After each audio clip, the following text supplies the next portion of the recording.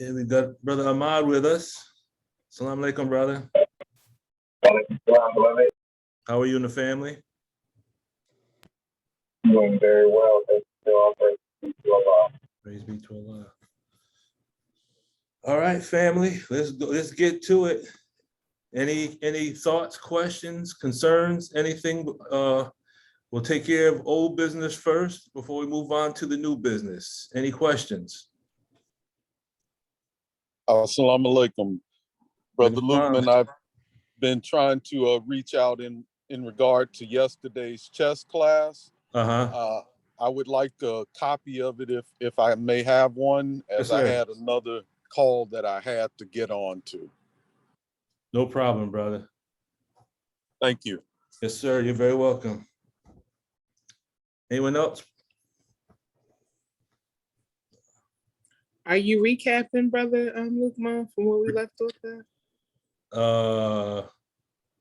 I'm only asking because somehow my notebook is missing. It wasn't me. Two culprits on this phone. Wow. On this call, because I take extensive notes. I'm just saying. Sister Lisa. You mean someone's got your notebook, Sister Angela? I believe that's true. Okay. No, sir. Sister, Brother Lamar. It ain't me. All right. Recap. Man, what did we deal with last week? I don't even remember. Maybe it'll come to me as we're going. I'm gonna say many times what's said in the spirit, if it's not recorded, I don't even remember, to be honest with you. Well, and listen at the news, I can see more and more the importance of these classes and us being prepared. Well, I don't know what we're being prepared for, but I will say that much of an understanding. We are being prepared, and I can see more and more progressively the importance of the training that we are getting, even though I don't know which direction the Creator is heading us. I know it's in a positive direction to assist our people. Yeah, I mean, it's going to get worse before it gets better. And there's got to be some individuals that are left over to clean up the mess. I'm a firm believer. When you look historically, during the time of the Dark Ages in Europe, it was the Muslims that actually started the Renaissance period. And they brought mathematics and science and Islam to Europe, and basically brought them out of the Dark Ages into the Renaissance. I think the Muslims might be called on to do the same thing in the modern time, which is why we have to be studied up on our lessons, mathematics, science, because we have to start a modern day Renaissance. Right. And Allah is the best knower. He knows why we're here every Sunday. He knows, but I just have this feeling. I just wanted to share that. Yeah, I agree with you, Sister Cheryl. I don't know. And the thing is, I think that's the reason why we don't know, because oftentimes if we look back at our past, if we would have seen, like we all have gone through serious trials, and as a result of that trial, we have gained a great deal of blessings and lessons and knowledge. But had we seen the trial coming, we would have avoided it. Yes, so sir. Oftentimes Allah won't allow us to see what we have to face because we'll run from it, even though what we have to face is put in place to make us greater. Yes, sir. So I agree with you, sir. Praise be to Allah. Sister Denise, you have the floor.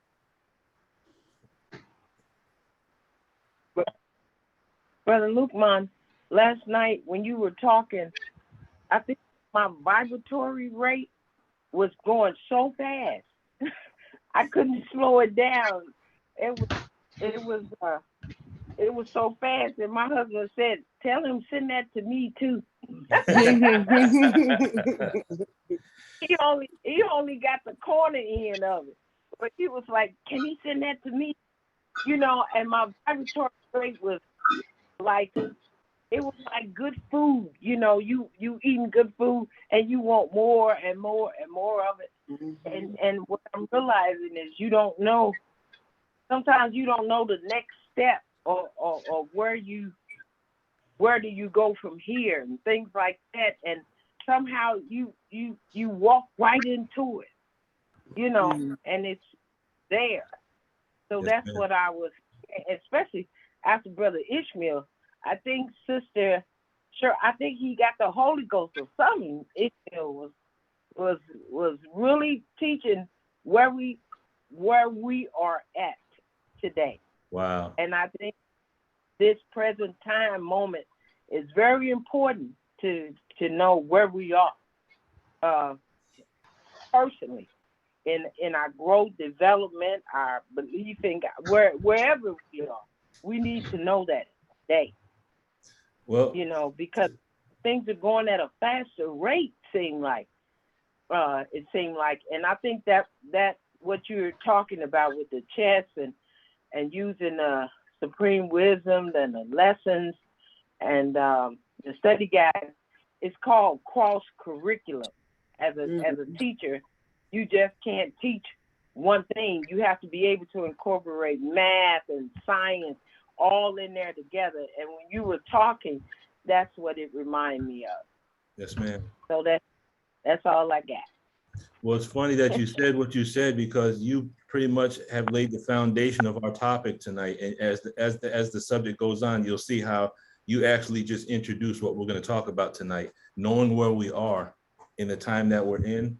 And if you thought, and I'm not saying this for myself, but I'm always grateful and thankful that when Allah sets the topic, I have learned over the years to kind of just sit back and let the flow. And sometimes I'm in as much amazement as you are. But if you thought the chess was interesting last night, wait till you see the subject we prepared for this evening. Praise be to Allah. I pray that it flows. I pray that we all get something from it. And as always, ask your questions and we'll address the questions as we can. And tonight's going to be a class on physics, Dianetics, and Islam. Sister Angela, you have the floor. Just quickly, you know, this week was our 3-day fast, and with all that we are studying, I had some trepidation upon, like, let's say about Tuesday and Wednesday going into the fast, and it had nothing to do with fasting. I'm thankful that Allah designed my life, as Brother Ishmael was talking about, some of the hardships that things that we have gone through in the past to basically prepare us for today, the time we live in. It was the spiritual part that I knew was going to happen. So, of course, Thursday going to Friday, my ear is humming, ringing, vibrations, everything. And I'm trying to, I guess, get to the point, like the sister Deborah said, I'm trying to not have the energy radical. I'm trying to make it more focused because I know what's going on for a reason. I'm just not clear. It's like getting a signal and it's kind of not clear.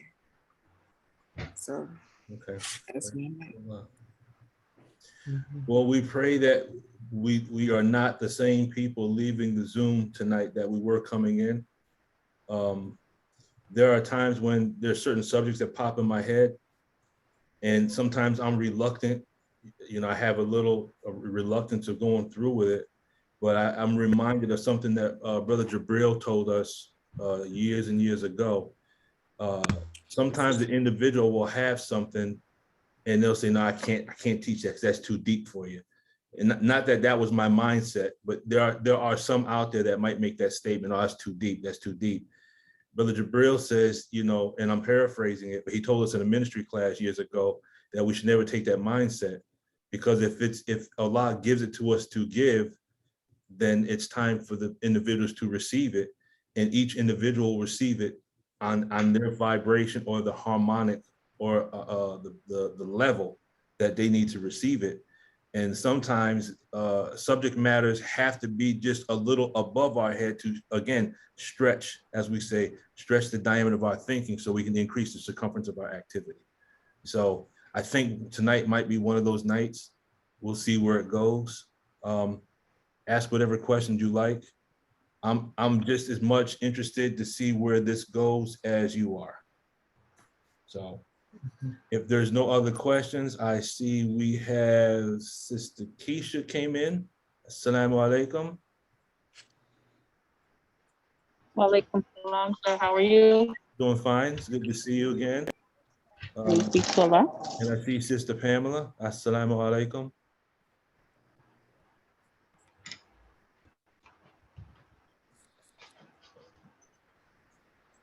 Okay. Walaikum salam. I'm not near my computer. Okay, no problem. No problem. Thank you. You're very welcome. Brother Clinton, you have the floor. You're on mute, brother. Assalamu alaikum. You know, I just did something to my computer and the volume went down. So after I ask this question and get the answer, I'll just have to jump off and come back on, sign back on to see if I can get a better volume. No Am I being heard clearly? Oh, you're very loud, brother. We hear you just fine. Play bridge for love.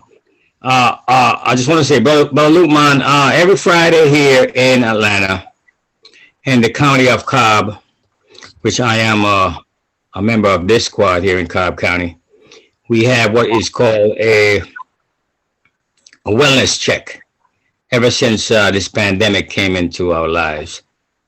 So every Friday we just invite new guests and for those who are a part of the squad, and we just make sure we touch base with everyone to make sure people are safe and have no needs for essentials. Mm-hmm.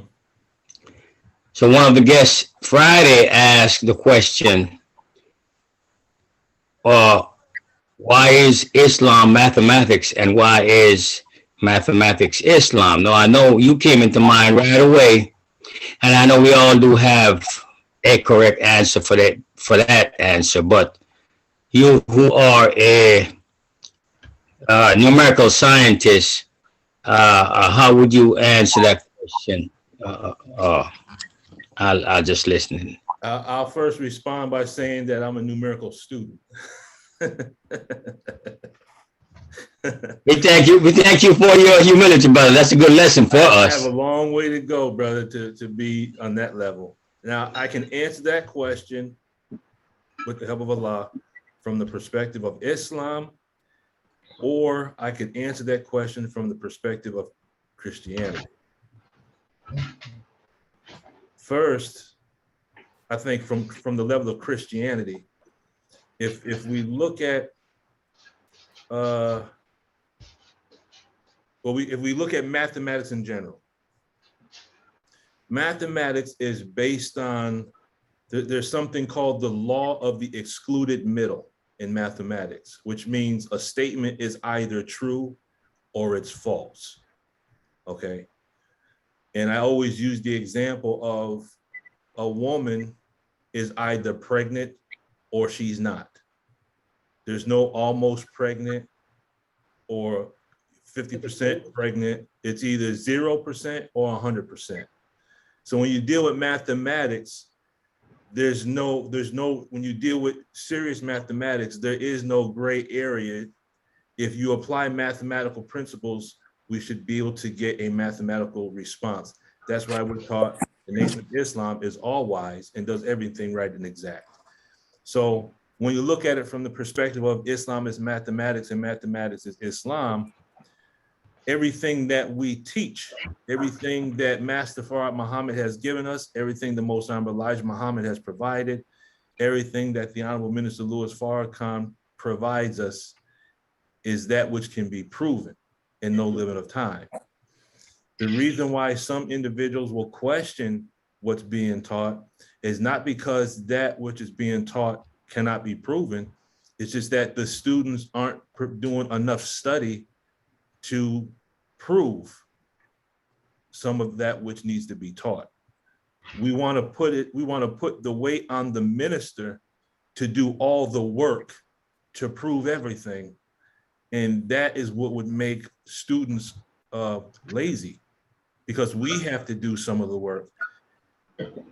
If we do the study and we find the proofs, that's how you go from knowledge to wisdom to understanding. But if we just hear information, we take it in, but we don't take the time to take it any further, then we just parakeet information, but we can't prove it. Does that make sense? Yes, sir. Now, from a biblical standpoint, in 2 Thessalonians chapter 5, verse 21, it says to prove all things and hold fast to that which is good. So even from a biblical standpoint, what a preacher should be teaching from the rostrum is that which can be proven. That's number one. Number two, I believe it's in 1 Timothy chapter 6, verse 20. It says, "O Timothy, avoid profane and vain babblings and oppositions to science." So even the Bible will bear witness that if what you're teaching is not in harmony with science, and science is really the application of mathematics or applied mathematics, if what you're teaching from the rostrum cannot be proven using applied mathematics or science, then you shouldn't be teaching it. And more specifically, I think it's the 14th chapter of Corinthians. It states in there that you're not supposed to speak in tongues unless there's someone there to translate. So all this speaking in tongues, in 14th Corinthians, it says, the preacher who is speaking in tongues, he's doing that to edify himself. But if you want to edify the church, you speak wisdom. And what is wisdom? Wisdom is applied knowledge. Wisdom is mathematics and science. So that can be answered from both perspectives of Islam and Christianity. That's why mathematics is Islam, and that's why Islam is mathematics, because we can prove what we teach. That's a long-winded answer to your question, but does that answer your question? Absolutely. Yes, sir. Thank you very much. Very welcome. Now, I also have to do some research on that also. Oh, yes, sir. Yes, sir. That's why I always try to make it a point to provide, in ministry class, we're told always provide reference. That way individuals can go and do the homework to, because sometimes we might quote something and we might get it incorrect.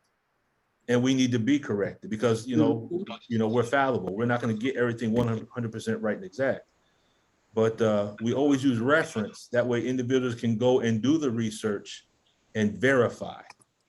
Because we don't want to just take stuff, hook, line, and sinker without doing the research, because also in our research, you're going to find new and other information as well. Thank you, Brother Lukman. Appreciate that. I see we have Sister Sharon made it with us. Assalamu alaikum. Sister Sharon. Assalamu alaikum, everyone. Alaikum salam. Alaikum salam. And I see we got Brother Martin. Oh, he's still connecting. Okay. All right, let's get this. Oh, Brother Eric, Sister Barbara. Yes, sir. Assalamu alaikum. I remembered today. Praise be to Allah. And we got Brother Martin. Assalamu alaikum.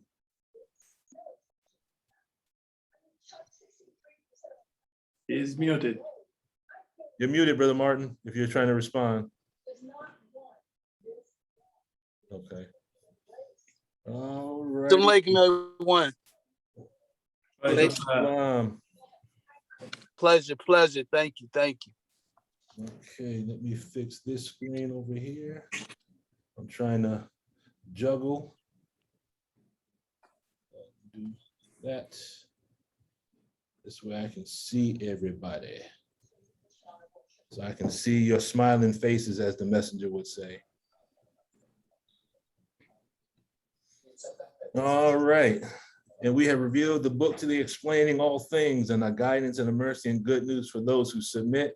I think by now we don't need to keep reiterating. We kind of understand the whole point.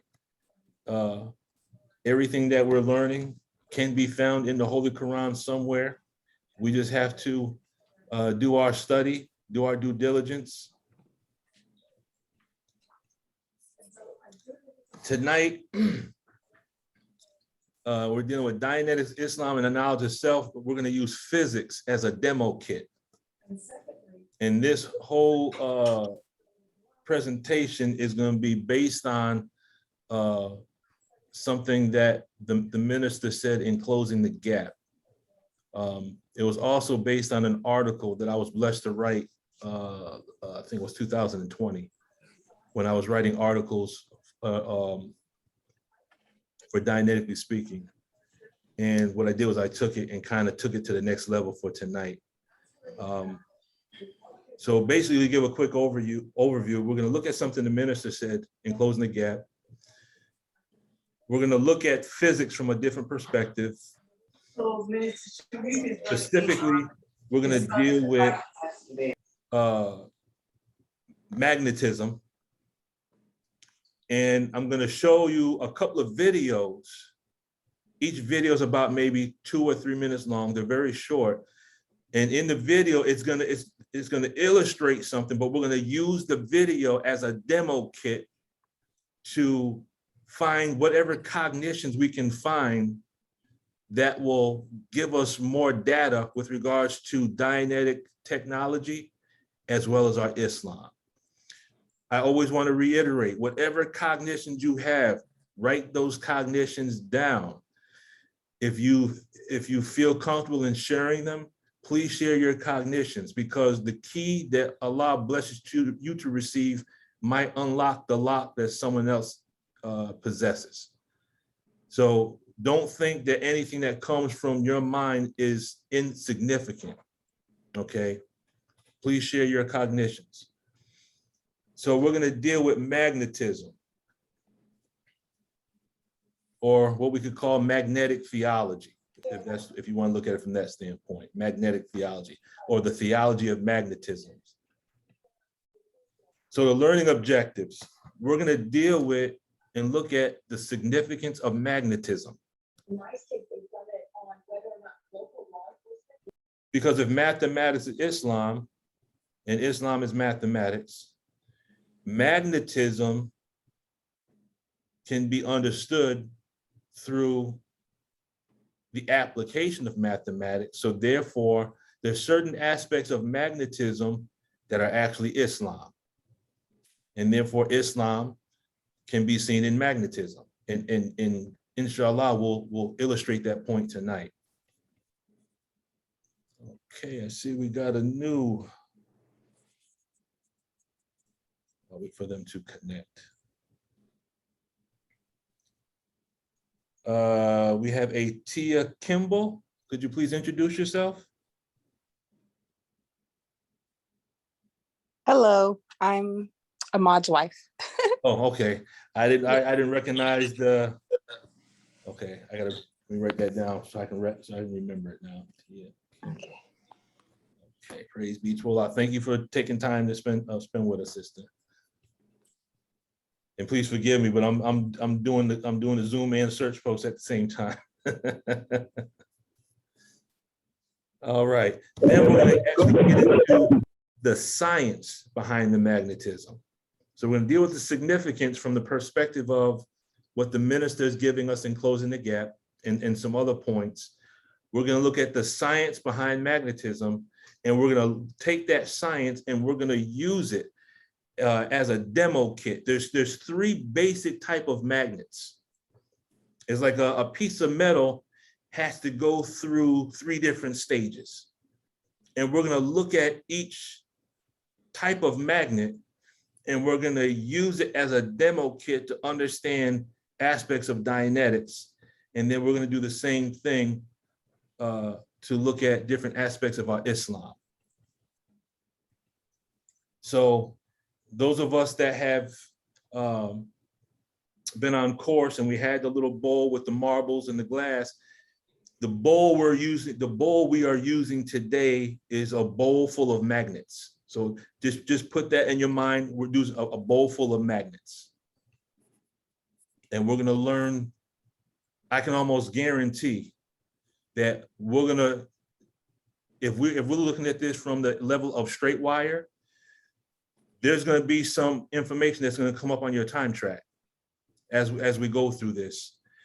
If you see something and you would like to share it, by all means, the floor is open for you to share what you might perceive. If you don't wish to share, just let us know that this physics straight wire is working.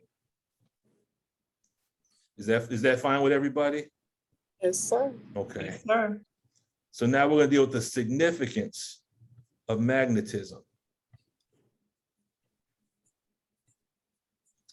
First, we're going to begin with self-improvement, the basis for community development, volume 2, page 112. Master Fard Muhammad, the great Mahdi, to whom praise is due forever, came to North America on July 4th, 1930, nearly 60 years ago, to declare our independence.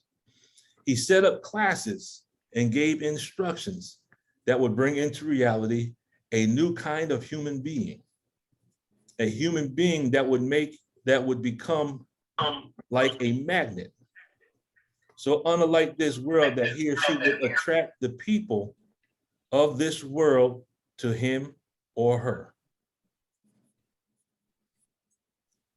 Now, is there a relationship between the study of electromagnetism, which is what a magnet is really dealing with, Dianetic technology, and our Islam?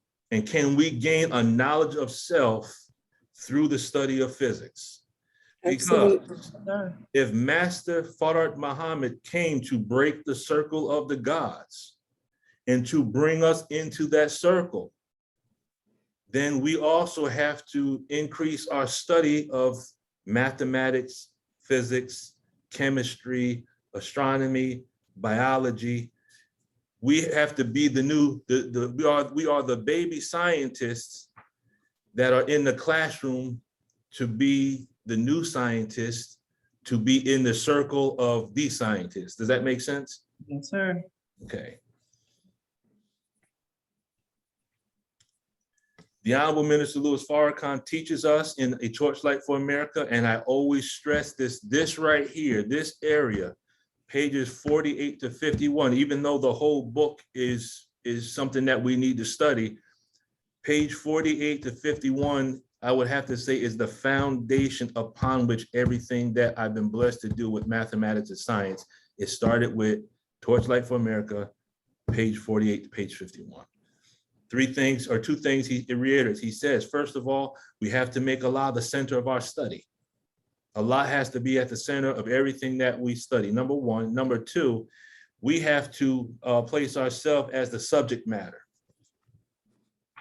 So everything we study, when we understand how to show the correspondence or draw the parallels, we're going to see that we are really studying different aspects of our own mind. Does that make sense? Yes, Absolutely. Okay. So I want to start with the meat or the foundation of tonight's Zoom meeting with closing the gap. And that is those are Roman numerals. That's going to be technically page 18 and page 19.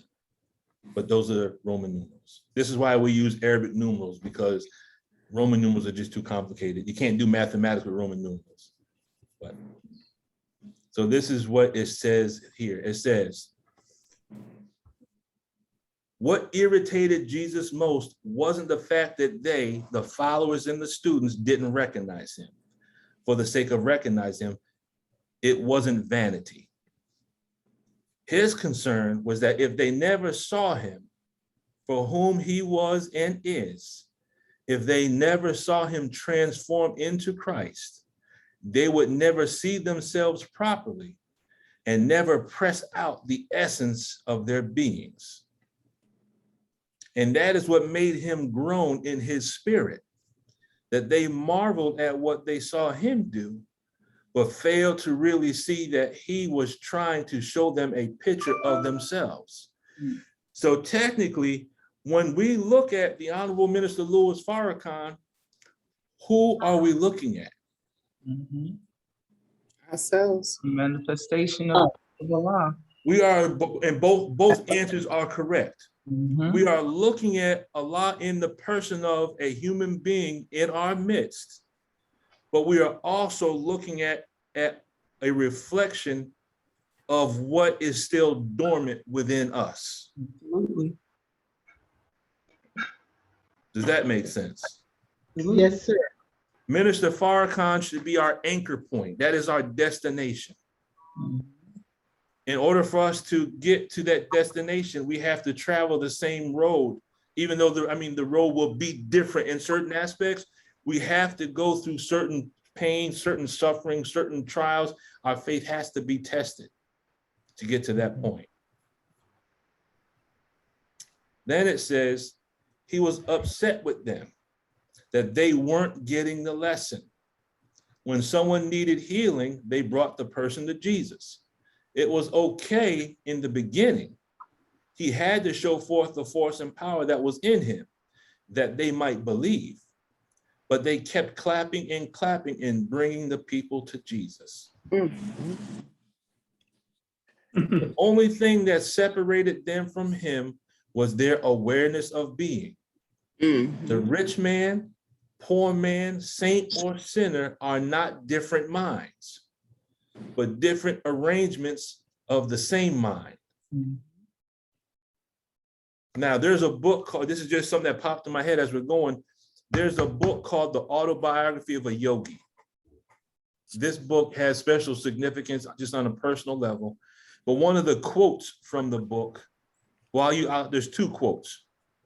The first quote is this. It says, the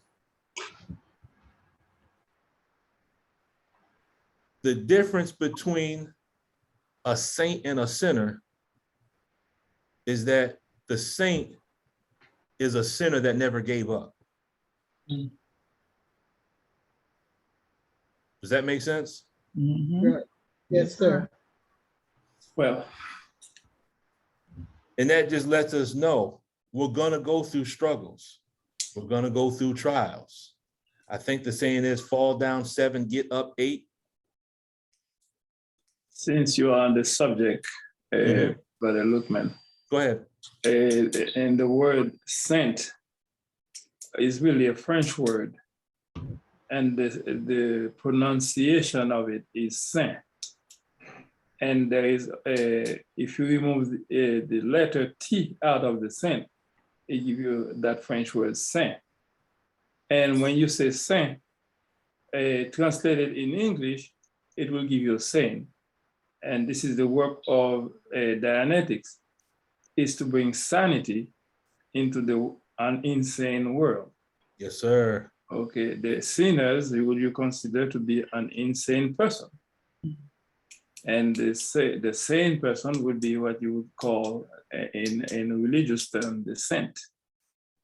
Right? But usually they are the one that the world see as the insane.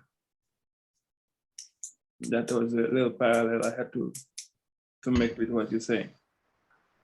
Thank you. Yes, sir. Thank you, brother. Thank you for that. Anyone else? So the 144,000, Sister Cheryl, these should be the saints. These should be the same. Yes, sir. And the other quote from the book that always sticks with me, which is why I truly recommend that we don't hold on to our cognitions. In the book, it says that good friends are the Lord in disguise, kindly taking care of his own. So when we share our cognitions, we are like the Lord in disguise, and we're taking care of one another. This will make more sense as we go on. He says, think of it like this. A piece of steel, when magnetized, differs not in substance from its demagnetized state, but in the arrangement and order of its molecules. So you can have two pieces of steel side by side as we're taught in our lessons. One will have attracting power in it and the other one will not, but you can't tell just by looking because they both look the same. So outwardly, the steel, you can't discern the difference, but inwardly, the difference is a piece of steel that's magnetized, simply stated, its molecules are all in order. They are all in a pattern. They are all in harmony.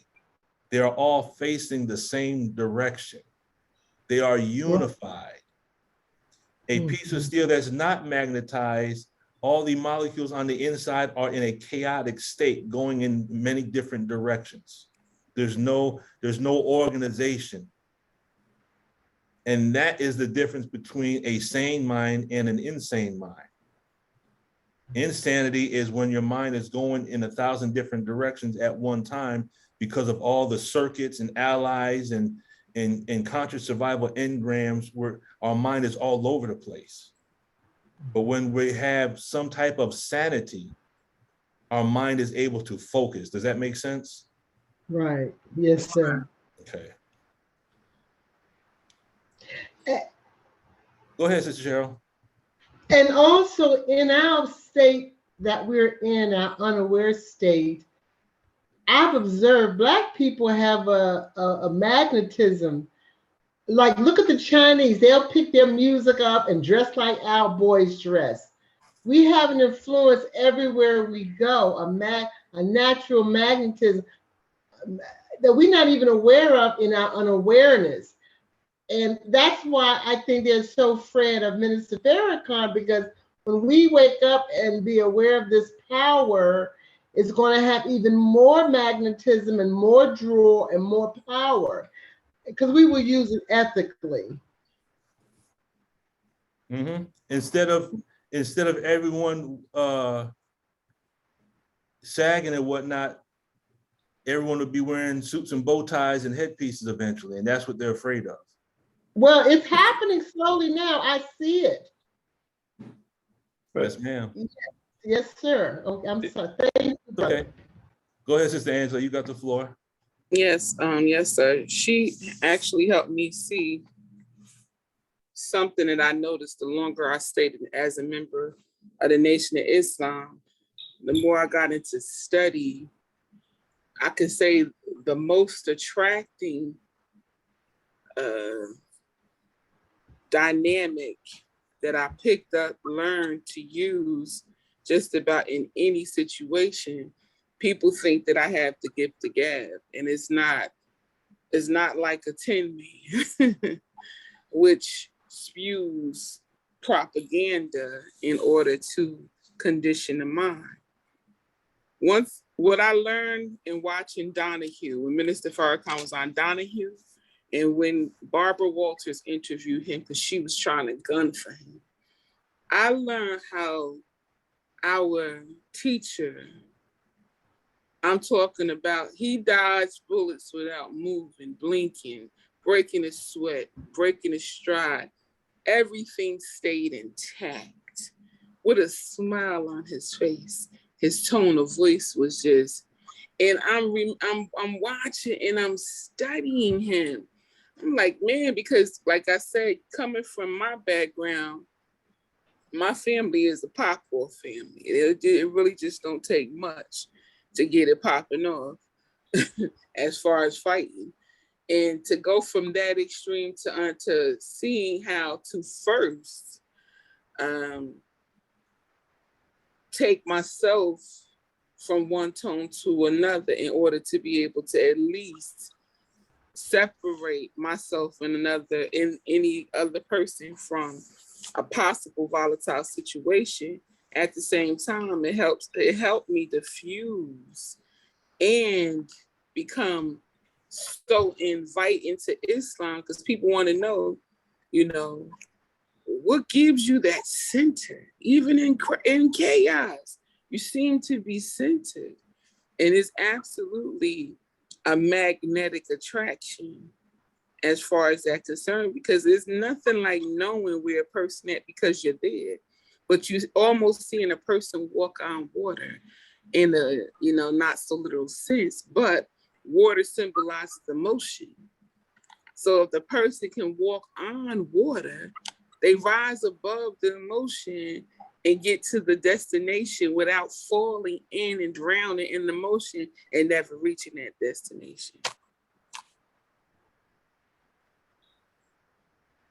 Yes. I think most of us on this line have that.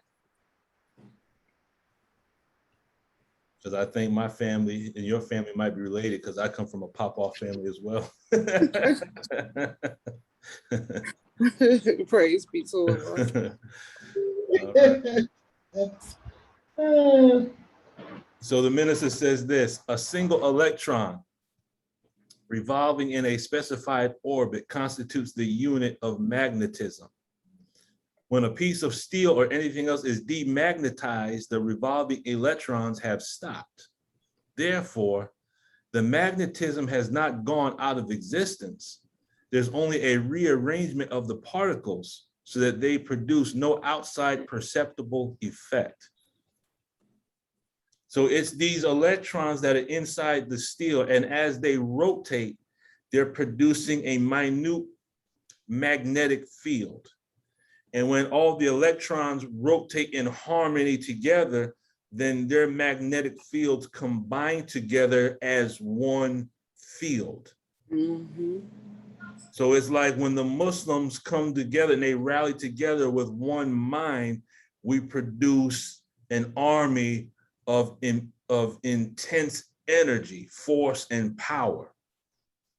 So the enemy has to constantly put things out to keep us distracted, because keeping us distracted if you can take an electron off over here and take an electron off over here, then you decrease the magnetic attraction of that magnet. The Nation of Islam is the last group that's standing right now. Mm-hmm. The minister is a magnet in and of himself. And that's why he can show up and 20,000, 30,000 people will show up. Because his mind, his being is a magnet of his own. Does that make sense? Yes, sir. Correct. Then we're told that when particles are arranged at random, mixed up in all directions, the substance is said to be demagnetized. But when particles are marshaled in ranks, so that a number of them face in one direction, that substance is a magnet. Go ahead, Sister Angela. No, I wasn't raising my hand. Okay. Just fixing my cap. Okay. Go ahead. So he says that magnetism is not generated, it is displayed. Health, wealth, beauty, and genius are not created. They are manifested by the arrangement of your mind. That is your concept of yourself. So all of us can be considered genius. All of us are God in a potential state. We have to now arrange our mind. Does that make sense? Absolutely. Our mind has to be united with itself. We have to align our mind with the mind of the minister, whose mind is aligned with that of the Most High Elijah Muhammad, whose mind is aligned with Allah, who came in the person of Master Farad Muhammad. And when our mind is aligned with the minister, then we're automatically aligned with the other two. And to prove that we have this power, the fact that we're together tonight showed that we were able to exhibit self-determinism. We were able to control MEST. We controlled matter, energy, space, and time for us to be here tonight. So we have proven on a level that we have self-determinism. We might have decided last week that we're going to be here, inshallah, this week. So we wrote our history 7 days in advance. The original man writes his history 25,000 years in advance. So we should be able to do it 24 hours in advance, 7 days in advance, 30 days in advance. The more we practice this, the more we do this, the more we manifest self-determinism, we manifest our control of MEST. And as L. Ron Hubbard teaches, we begin to create our own universe. Does that make sense? Absolutely. Yes, it does. Yes, it totally makes sense. Okay, Brother Eric, you got the floor, and then Brother Clinton. I saw your hand go up. Go ahead, Brother Eric. A brief comment also, talking about magnet. And this is why the knowledge of another language is always good to have, because magnet, the name is in French, aimant, A-I-M-A-N-T. And when you translate that in English, it will give you loving. And the magnet is a point of attraction. It attracts, only like attract. So the attraction, they bring the love from one to another. So that's why when you get to talk about magnet, it's just showing you indeed that the work and the force that we are dealing with is love itself, because we say God is love. If you don't have that magnetic field in you to attract people, you have not yet met with God. Mhm. So Brother Eric, let me ask you this question. Yes, so sir. the magnetism that we're taught in Lost Found Muslim lesson number 2, that magnetism, how does that word translate into Dianetics?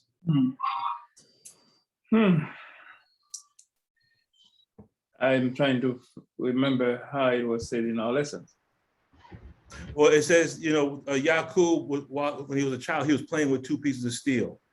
So we had magnet, the magnetic. Okay, now I see what you're talking the about. way you just defined it, you defined it as an attraction, as love. Those are the words you just used. So now I'm throwing this out there. Based on how you just broke it down to us, how would you describe that using the language of Dianetics? What is magnetism, or what is attraction in Dianetics language? I know we use the Come on. The word cannot come to my mind. Anyone want to help him out? Dynamic. The dynamics is the dynamic. The dynamics in there. Thank you. I'm looking for something specific that would be connected to attraction and magnetism. Come on, Sister Sharon. I see the wheels turning.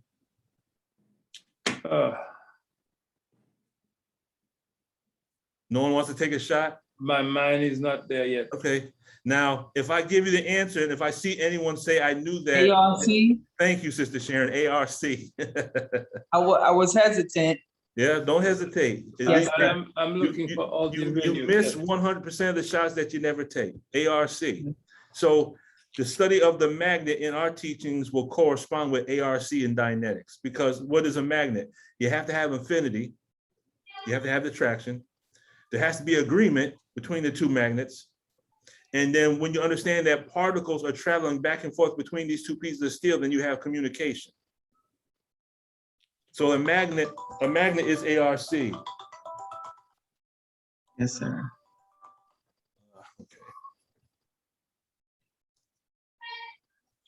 Okay. Which brings us to, since we're dealing with physics, it brings us to one of my favorite parts of closing the gap.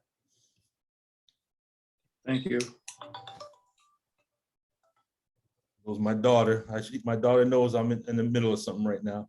So Almighty Allah has taught me that if we study the universe, these are the words of the Most Honorable Elijah Muhammad, and the nature of the earth, its plant, animals, and insect life, if we study this part of Allah's creation and the natural laws working among them, we will have the key to understanding of the way of life intended by God for you and me. This is the language of a scientist. Now, just marinate on that real quick. Let me make sure this is not an emergency.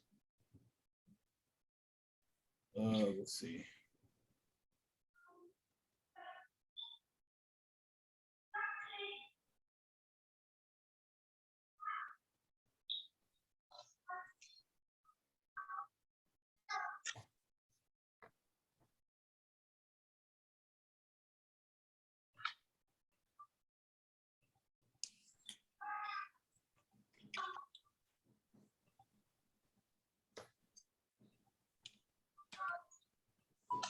Okay, so it must not be an emergency. Okay. So he says, this is the language of a scientist. So now, Question: what are the natural laws working in creation? Now, we touched on this once before. What did we say that was? The natural laws. At least publicly, it has been a call that isn't necessarily exclusive to the election. But my thought at least is that, I'm sorry. who would it be better? Not that we're necessarily. Brother, we can barely hear you.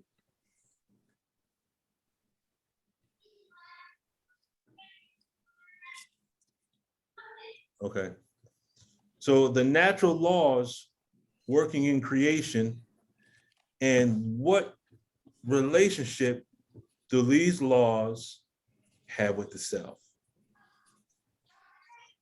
When you deal with natural law, you're dealing with physics. So if physics is dealing with the natural laws that exist in the universe, and we said this once before, the universe represents the mind of Allah, the demo kit of Allah, so to say. And as we study physics, we're studying the nature of Allah given to us in the universe. And if we are from Allah, then the study of physics is also the study of whom? Self. Is the study of self. So when we study physics, we're studying self, and as we study mathematics, what we're doing is we're actually studying the language in which the universe is communicating these principles. Does that make sense? Yes, sir. Okay. So I want to start with this right here. It's called the parable of the gnat. And this is the Holy Quran, Surah 2, verse 26. Allah says, in the name of Allah, the Beneficent, the Merciful, surely Allah disdains not to set forth any parable, a gnat, or anything above that.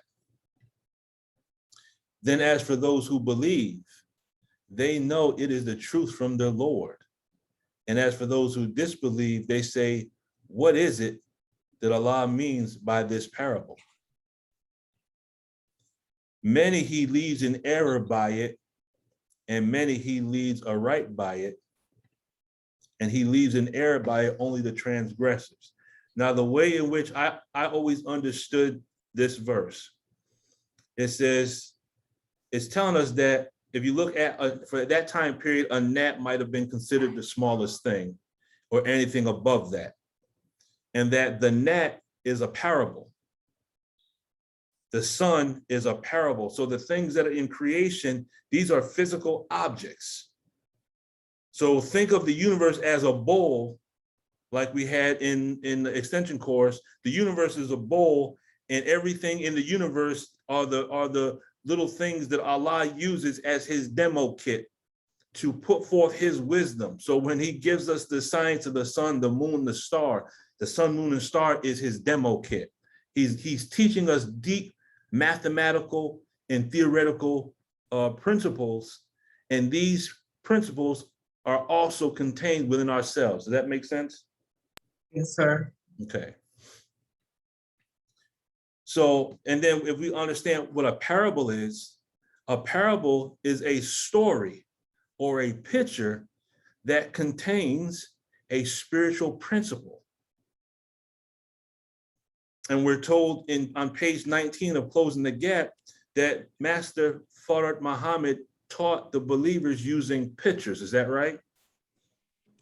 Yes, and the more we would go into the pictures, based on your level of understanding, you would see certain truths. And then as you studied and took more time to look deeper and deeper into the picture, we're told that the picture itself wasn't the truth, but the picture contained the truth. So when we look at our problem book, each one of those problems possibly is more than just a problem. It's meant for us possibly to paint a picture in our mind, and then to try to see what truths can I extract from that picture. Does that make sense? Yes, sir. Brother Lukman? Go ahead, Sister Sharon. Yes, sir. the other day when I was reading with the children, I asked them to close their mind and just picture everything that I was reading to them. So I just had that little cognition, but not seeing it as a parable or an illustration. So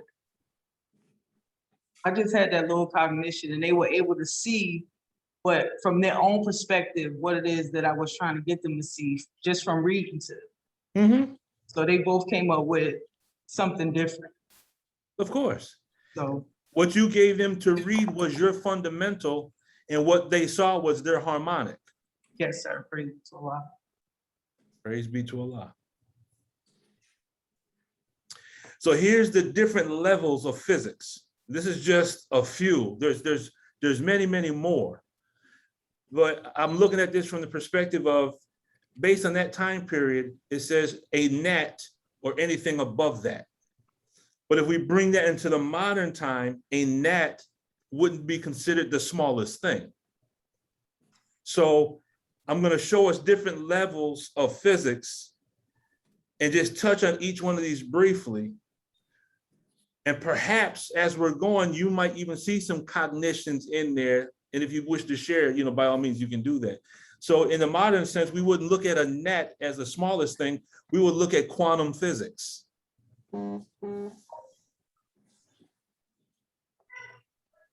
Because quantum physics, because now even the atom is not the smallest thing. Because now scientists have found particles that are smaller than the atom or subatomic particles.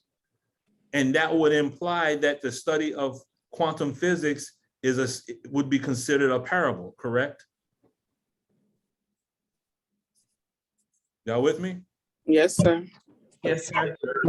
So if the study of quantum physics, because we go back to what the messenger said, if we study the natural laws of the universe, then we would get a key to the understanding of how we should live our life. And that would provide us the language of a scientist. That means in studying quantum physics, not only is it a parable, but in this are keys that would teach us something about our Islam. Am I losing anyone right now, or are we all good? We good. I'm a little lost. Who was that? Who was that? This is Deborah. Ask any questions. Ask your question if you have them. But I can barely hear you. Okay, it's taking me to Ant-Man. Yes. From the Avengers. Yes. When they were talking about subatomic particles. Yes. I forget it was which one it was. Was it Ant-Man and the girl? What was she? Wasp. I forget which one it was. But I believe it was the second one when they had to go into, geez, where were they going? Into somewhere, into space and time. And then the girl who was phasing in and out, she needed some of those subatronic particles to sustain her body. Mm-hmm. Am I going right so far? No, that's what we're talking about, subatomic particles. Okay, all right. All right, I wasn't sure. Mm-hmm. Nah. So understand that subatomic particles is only saying that there's particles small. Conventionally, we used to be taught in school, you had protons, neutrons, and electrons. Now they have found out that the proton can be broken down into 3 particles, and the neutron can be broken down into 3 particles. So there's particles that are smaller than those things. And the study of that, you're still studying the mind of the original man. You're still studying the nature of the first God who created himself from triple darkness, because there are some scientists that are saying these subatomic particles are coming from the dark matter of the universe. And so when Mother Taineta Muhammad makes a statement that Master Farah Muhammad is still pulling things up from the darkness of space, that shows that we still have a connection to this dark matter. Brother Larry, Sister Denise, you have the floor. Yes, sir. Okay, let's see. I don't know why my mind went to the least common denominator in mathematics while you're talking about quantum physics, where the particle, you may go in it and the particles might be big, but if you find the least common denominator, it gets smaller the deeper you go into it, the smaller it becomes. Am I on the right track, or did I? No, whatever track you're on is the right one for you. I'm just trying to. The natural law of something is to break things down to the smallest, the least common denominator. The smallest is that you can get it. So this is what I'm seeing as you're talking about this subatomic and. I know those words kind of scare you a bit when you look at them because it look like somebody else should be learning that, but we are the somebody that's. We're the author of it. It's us. Yes, sir. It's ours. Someone else has stole it from us. Oh yeah, Sister Cheryl was saying how they stole a lot of stuff. Yes, this is all us. This is all us. Because sister, and this might be the subject for another class, maybe on a Wednesday. But when you look at the hieroglyphs in ancient Kemet, which they call Egypt, and when you look at the Dogon tribe was a tribe of individuals. They knew certain astronomical events took place in the universe, and they didn't have telescopes. And the question is, how did they understand that? And when you look at the fact that the Dogon are still present, so there's a way you can still understand their language. They use the language of the Dogon to understand the ancient language of the ancient, as they call the Egyptians. And then they realized that in some of the hieroglyphs, our ancient ancestors were talking about quantum physics back then. But they hid the wisdom in pictures.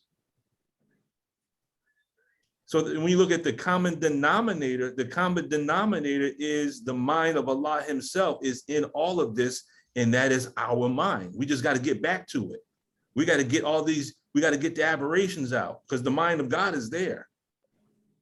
We just got to remove the dross, as we're told. And Mother Tanetta Muhammad said, we have to get to the root of things. So common denominator and root is the same thing. You're right on point.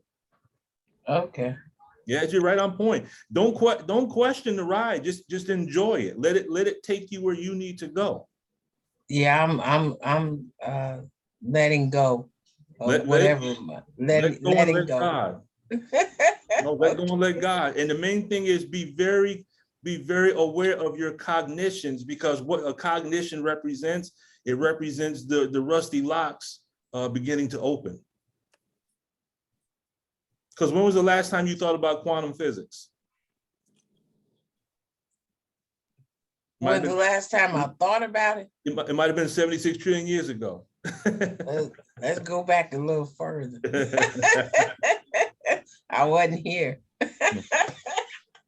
Go ahead, Sister Okay. Angela. You got the floor, Sister Angela. Okay, yes, I wasn't sure if you said my name. So when we're talking about quantum physics and these small particles that draw us to a bigger source, that connects us to a bigger source, I immediately thought about what we were talking about earlier in Closing the Gap and finding aligned things, because I think most of the time we forget that Allah is in everything. So Matrix fans went to the Matrix. Go ahead. How did Neo know to go with those people that was at his door trying to buy the program? And he was told to follow the white rabbit. Something so small, something most people wouldn't have paid attention to, but it was a sign left there for him to follow, like the gods left signs for us. And what made me think of that is when I was younger, my mom used to give me those pictures to figure out what saying that these pictures were saying. And the one she had, it was, they were dressed like Egyptians in the pictures, doing things, pointing and stuff like that. And so I'm having, like, you ever seen Dark City or Total Recall? You have this moment where all of these small particles connect and you understand this is why I did X, Y, and Z, because one, we're connecting to our divine being by Allah's grace and mercy. And I think two is to help us solve some of the issues that we have in getting back to where we came from. So no matter how small or insignificant an event may seem, a recall may seem, or a sign may seem, I think it has everything to do with quantum physics as to getting us to that source that all things come from. Yes, ma'am. And you mentioned a movie called Dark City. I'm wondering, because that movie came out, that's the late 90s. I'm not aware if is anyone else in the Zoom familiar with that movie, Dark City?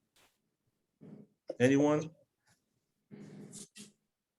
If you haven't seen it, pull it up and watch it. A lot of science in that movie. A lot of science in Dark City, because even though they kind of they kind of give us a mothership in that movie, they kind of portray it in a negative light, but there's a lot of science in that movie as well. I haven't thought about Dark City in years, but I might have to go back and watch it again just because of that. If we're gonna pull on it, you just said it earlier, we still have a connection, and the sister said it, to the dark matter. And that was the point of the Dark City, them putting the people to sleep while they pull on their energy and use that what was in the dark to create a reality. Until one of them woke up. Yes. They kept the people to sleep and confused, and they robbed the energy to make their own reality. Yes. Deep movie. Yeah. And they did something called tuning, but we'll leave that for, that was called tuning. I know. Okay. I wasn't even gonna mention it, but you just did. Praise be to Allah. All right. So then you have nuclear physics. That's just the study of the nucleus, protons and neutrons. But then you have what's called atomic physics, which deals with the relationship between the electrons. So we're talking about the net or anything above that. So above the atom, now we get into you have what's called physics. You have space-time. You have the theory of relativity. You have E equals MC squared. I know Mother Tenet of Muhammad has spoken on this on many occasions in the Final Call newspaper. So this is just another level of physics. Then you have acoustics. That's dealing with the physics of sound. So when we're dealing with harmonics, as Brother Batin teaches on, harmonics and fundamentals and overtones, you're dealing with acoustics. Acoustics is physics or mathematics applied to sound. Contained in that is Islam. All this that we study, we will begin to find our Islam. And that being the case, I haven't done it yet, but I believe that as we study these levels of mathematics and physics, we'll be able to find the principles in the Holy Quran. This is the level that we have to study working for the fire department, and that's thermodynamics. We have to understand everything that we can about fire and how it operates and how it maneuvers, how it goes through a building. We have to know everything there is about fire. And when I tell you studying fire is just like studying Iblis and Shaitan and that of the Holy Quran, because fire operates just like a devil. Go ahead, Sister Sharon. Yes, sir. I was going to ask you about heat earlier, dealing with fire. When it was a fire here in the building several weeks ago, they were using this instrument that made sound to detect the heat that was still in the apartment. And I was like, I'm going to ask Brother Luke. You're using sound? It was a tool that they used. They're using a thermal imaging camera. Oh, okay. Yeah, we have a camera It's called a TIC. We call it a TIC, TIC, a thermal imaging camera. And what it allows us to do is we can actually look at the wall and see if there's fire inside the wall before we go busting the wall open. And if we do a search and rescue, even though we might have zero visibility, we can use this camera to maneuver through a building to locate trapped people by the heat that their body gives off. Right, yes, sir. Also, I wanted to add, you mentioned the Roman numerals earlier. And on Friday night, I had mentioned the Roman numeral I is the ninth letter in the alphabet. And in metaphysics is the subject of self-consciousness. And the I is Roman numeral 1. So I just remembered that. So I wanted to point that out also. Okay. Yes, So that sir. means you've been studying some other math and science now, huh? Yes, sir. Praise be to Allah. That's what I like to hear. Then you have what's called optics. Optics is physics applied to light and color.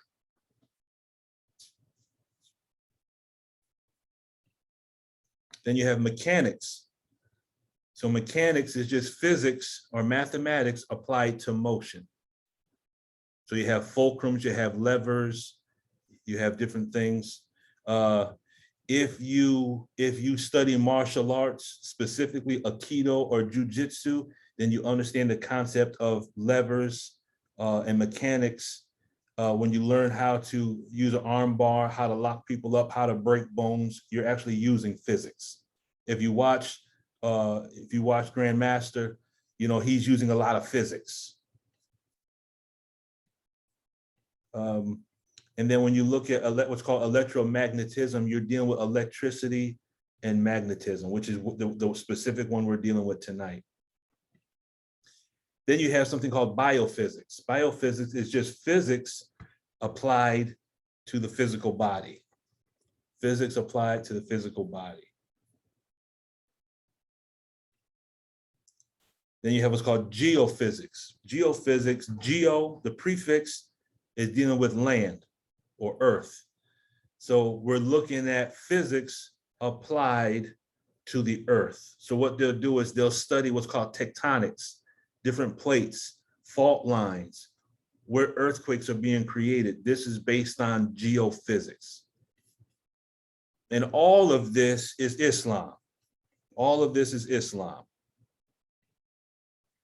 Then we go from the NAT or the quantum physics, a NAT or anything above that. So now we go out into the universe, into what's called astrophysics.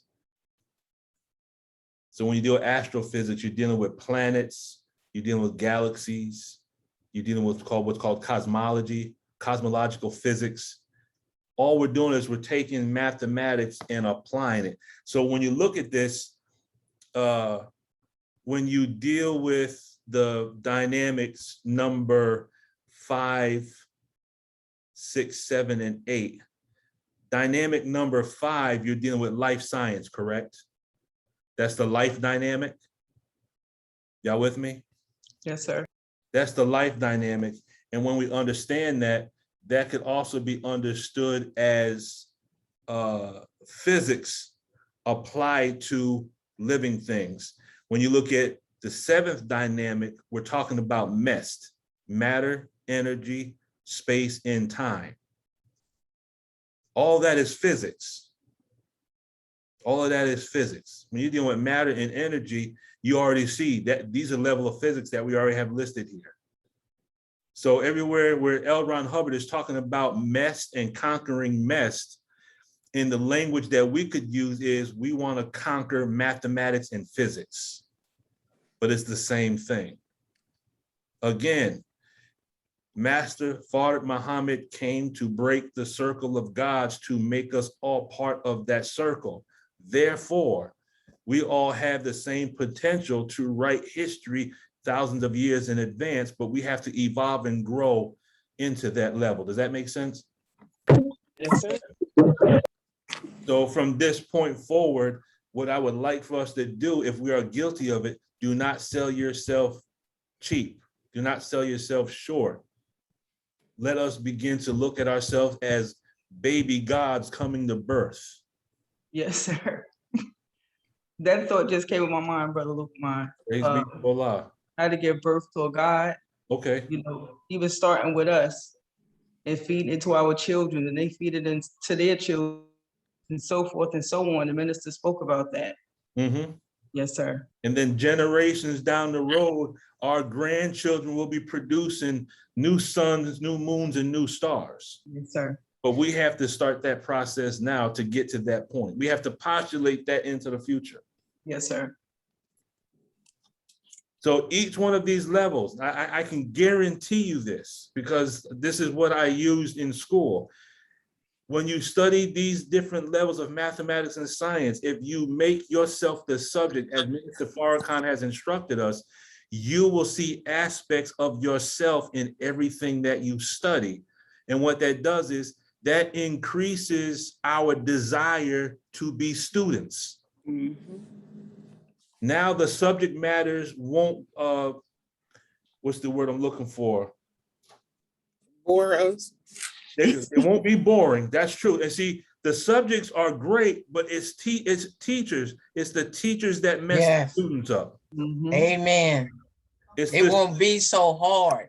Like it's so difficult where your brain can't understand it because I'm just too heavy for you. Mm-hmm. And see, when you have teachers that are condescending, the minister says when a teacher brags that they fail 50% of their students, he says, you shouldn't be teaching. Mm-hmm. When I was teaching, if a student couldn't understand something, I had to find a way. I had to, like Master Farah Muhammad tells us in rule number 3, no one can be successful unless you speak the people's language. Yes, sir. So I had one brother, he was not understanding the mathematics, but he played the drums. By Allah's grace, drums was the first instrument that I played, so I understand how to read music. So I began to teach him fractions because music is based on fractions, half notes, quarter notes, eighth notes, 16th notes. And as I was teaching him fraction using notes, he understood it. Why? I had to find his language. I had to find ARC with his way of understanding. Another young lady couldn't catch the math, but she liked to cook. Okay, half cup, quarter cup, whole cup, 2 cup. Now she understands it because she took the math and she applied it to something that she already did. Mm. If a teacher can't find a particular language, then, you know, one of the problems is you have teachers that went to school 10, 15 years ago, and now you're trying to teach a methodology to a child whose mind is in the present time. Let me ask you this. All of us here have a computer or a cell phone, obviously, or we wouldn't be having this meeting. Now, those that are old enough to remember when computers were called Tandies and Commodores? No. Some of y'all saying, no, I'm not that old, Brother Lukman. No, I really don't remember that. Oh, don't even. Okay. Remember the old Macintosh computers? Yes, sir. Okay. Okay. Yeah. Remember Windows 95? Mm-hmm. I do. Okay. Yeah. Now, if you had a Windows 95, if you had a brand new Apple computer, and I said, well, I have an old Windows 95 book, read that and it'll help you understand how to operate your Apple computer. Could you operate your modern computer with an old textbook? No. Then how can you teach a child in the modern time who can go through a video game within 24 hours and get through all the levels? Mm-hmm. But you tell that what you're saying that child can't learn. But when you understand the way of if you got PlayStation and all these things on the controller, you have triangle, circle, and square. If I press this twice and do this, this does this. That's algebra. That's algebra being through the hands. Great point. Great point. So children are using algebra to play video games. What's happening is the child's mind travels 100 miles per hour. The teacher is only traveling 50 miles per hour. So you got to slow the child down because the teacher can't keep up with the child.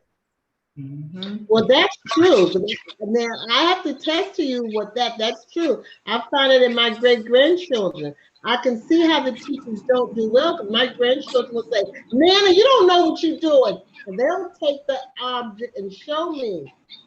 Say, you don't know what you're doing in their mind. But you're right, brother. And this is what's going on with our children in school. The children are bored. Yeah. Go ahead, Sister Francine. You got the floor. I just wanted to bear witness to the computer being outdated. I went to business school and we was learning about computers. And by the time it was time for us to graduate, they had a whole different system going on. So we went to school for nothing because we was taught something old. And by the time it was for us to graduate, technology had moved that fast. And what we went to school for was the waste. And one time I had to go to school for my son, and the teacher kept saying that he didn't know what he was doing in school. So I'm with there bragging, like I be with my son every day and I'm teaching him, I'm going over his homework and stuff like that. So she put a math problem in front of me and my son and told both of us to work the problem. So I was trying to teach him how to do it. And she was like, wait a minute, she said, that is so old. And I was like, excuse me? She was like, oh no, that's the old method. And she was telling me the way I was doing it, it took him so much longer to grasp it. You know, so technology moves, it grows every day. Most definitely. Yes, ma'am. Thank you.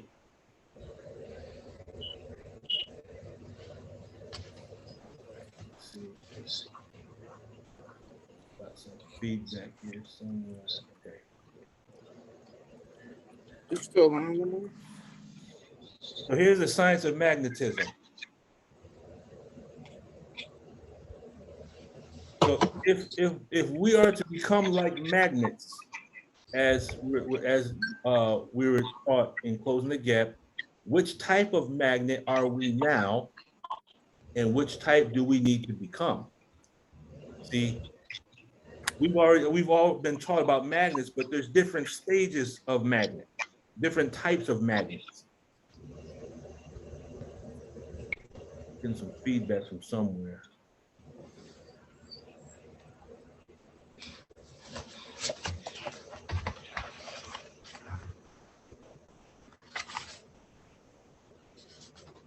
I'm being like a DJ here. There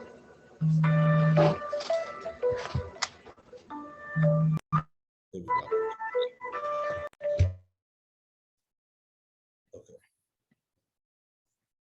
So now we're looking at the different type of magnets and what are the different type of magnets and how do they correspond with aspects of Dianetics in our Islam. So what we're going to do now is we're going to use the different types of magnets as demo kits to understand Islam and Dianetics.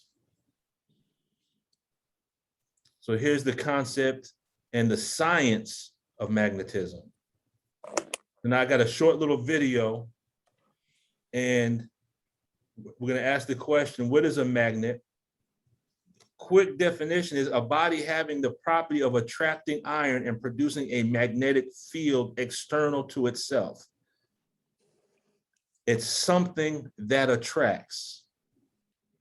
And as Brother Eric had mentioned before, when we deal with attract, this is synonymous with affinity, inclination, or to draw.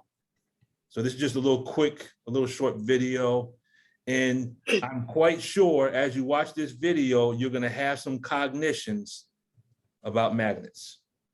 Magnets now, attract certain metals and each bit. other. Okay.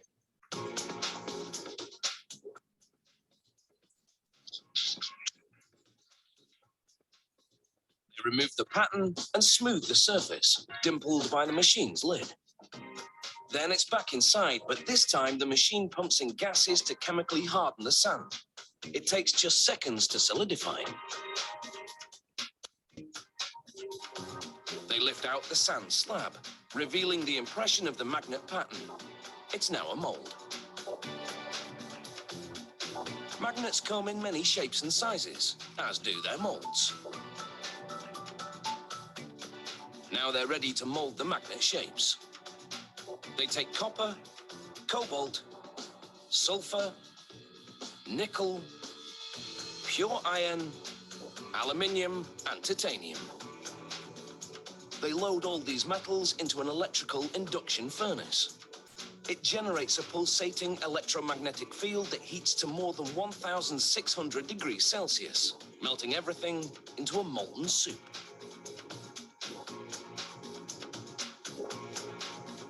They pour this into the sand molds. The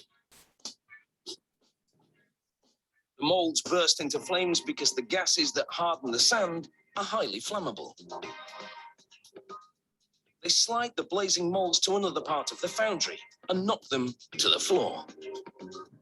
Then they bust them open with a sledgehammer to get air inside so they cool down and the gases burn off.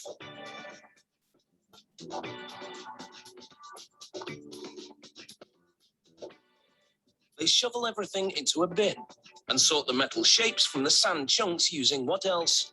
A magnet. The molded pieces react. So let me stop this for a split second. So basically, if you see the sand or the clay, think of that like the human body, and what's poured into the human body is the Thetan. Just look at it from that standpoint. And then Allah has to put us in the fire of affliction. We have to go through trials. We have to go through fire. And at one point, you see they were hitting it with that sledgehammer. So we have to go through fire and trial and punishment in order for Allah to produce a magnet. Does that make sense? Yes, sir. Powerful. Metal. They don't yet have magnetic power. Some are shaped like rings. Threaded onto a copper pipe, they'll be used in electric motors. They place the ring-covered pipe in a much larger tube. Then they center it by packing silica sand tightly around it. The sand will hold the rings in position during the next step.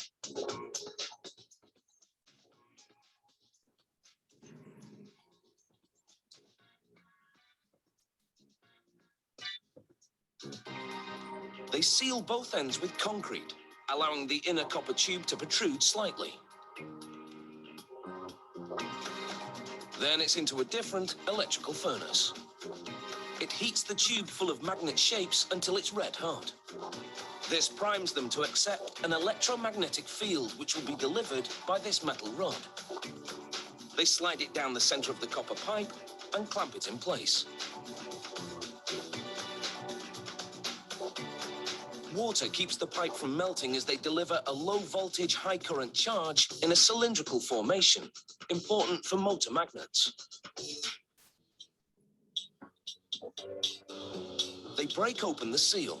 The process has left the ring shapes mildly magnetized, but most importantly, it's orientated the magnetic field properly. They grind away any rough edges.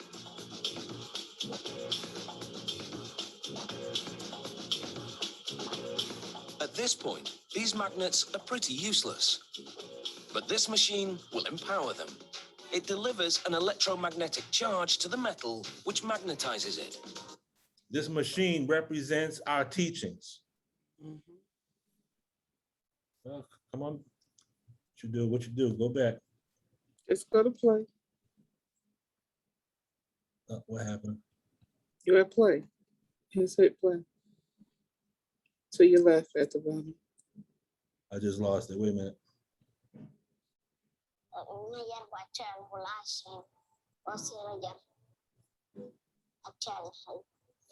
When Fatima arrived at a local hospital, sick and malnourished, she was too weak to even stay. But with urgent medical treatment and nutritious food, this is Fatima just days later. What's going on That's here? what you can help make happen when you join. Turn that off.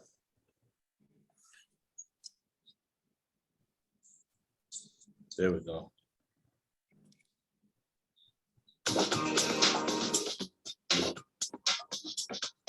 The establishment of that share your screen. earlier has laid the groundwork for this moment.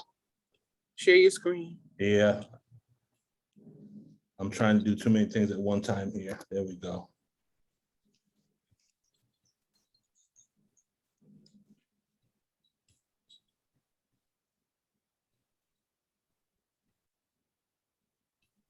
Magnets attract certain metals and each other. That's We're handy back on you. for sticking stuff to the fridge. Come on now. They help run motors and generators, among other things. Magnets occur in nature, but 2 centuries ago, people figured out This how is to make them annoying me using now. electricity. You could say it was a take-charge Give me situation. 1 second. You can't see or feel the force causing this globe to levitate, but it's not magic, it's magnetic. To make magnets, they must first create a sand mold of the magnet shapes. They load this pattern of 4 magnet shapes into Why a the hell? I can't machine even that find it fills now. it with sand. Here we go. Y'all see it now? Yes, sir. Move the pattern and smooth the surface, dimpled by the machine's lid. Okay, here we go. Let me get back to Magnets attract certain metals and each other, here. allowing the inner copper tube to metal rod. They slide it down the center of the copper pipe and clamp it in place. Water keeps the pipe from melting as they deliver a low voltage, high current charge in a cylindrical formation, important for motor magnets. They break open the seal. The process has left the ring shapes mildly magnetized, but most importantly, it's orientated the magnetic field properly. They grind away any rough edges.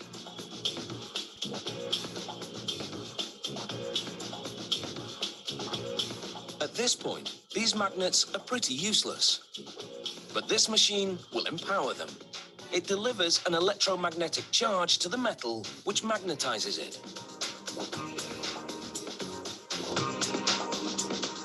The establishment of that weak magnetic field earlier has laid the groundwork for this moment, ensuring that the magnetization is properly orientated. Now that's some serious magnetic muscle. In their various forms, magnets continue to exert a lot of pull in our society because their invisible power helps keep so many things running. Now, that last statement, they have so much pull in our society because they help to keep things running. That's describing a Muslim, isn't it? Yes, sir. And see everything that that metal had to go through before it even got to the point of receiving a magnetic power. So that would almost explain why we all suffered before we even came to the nation.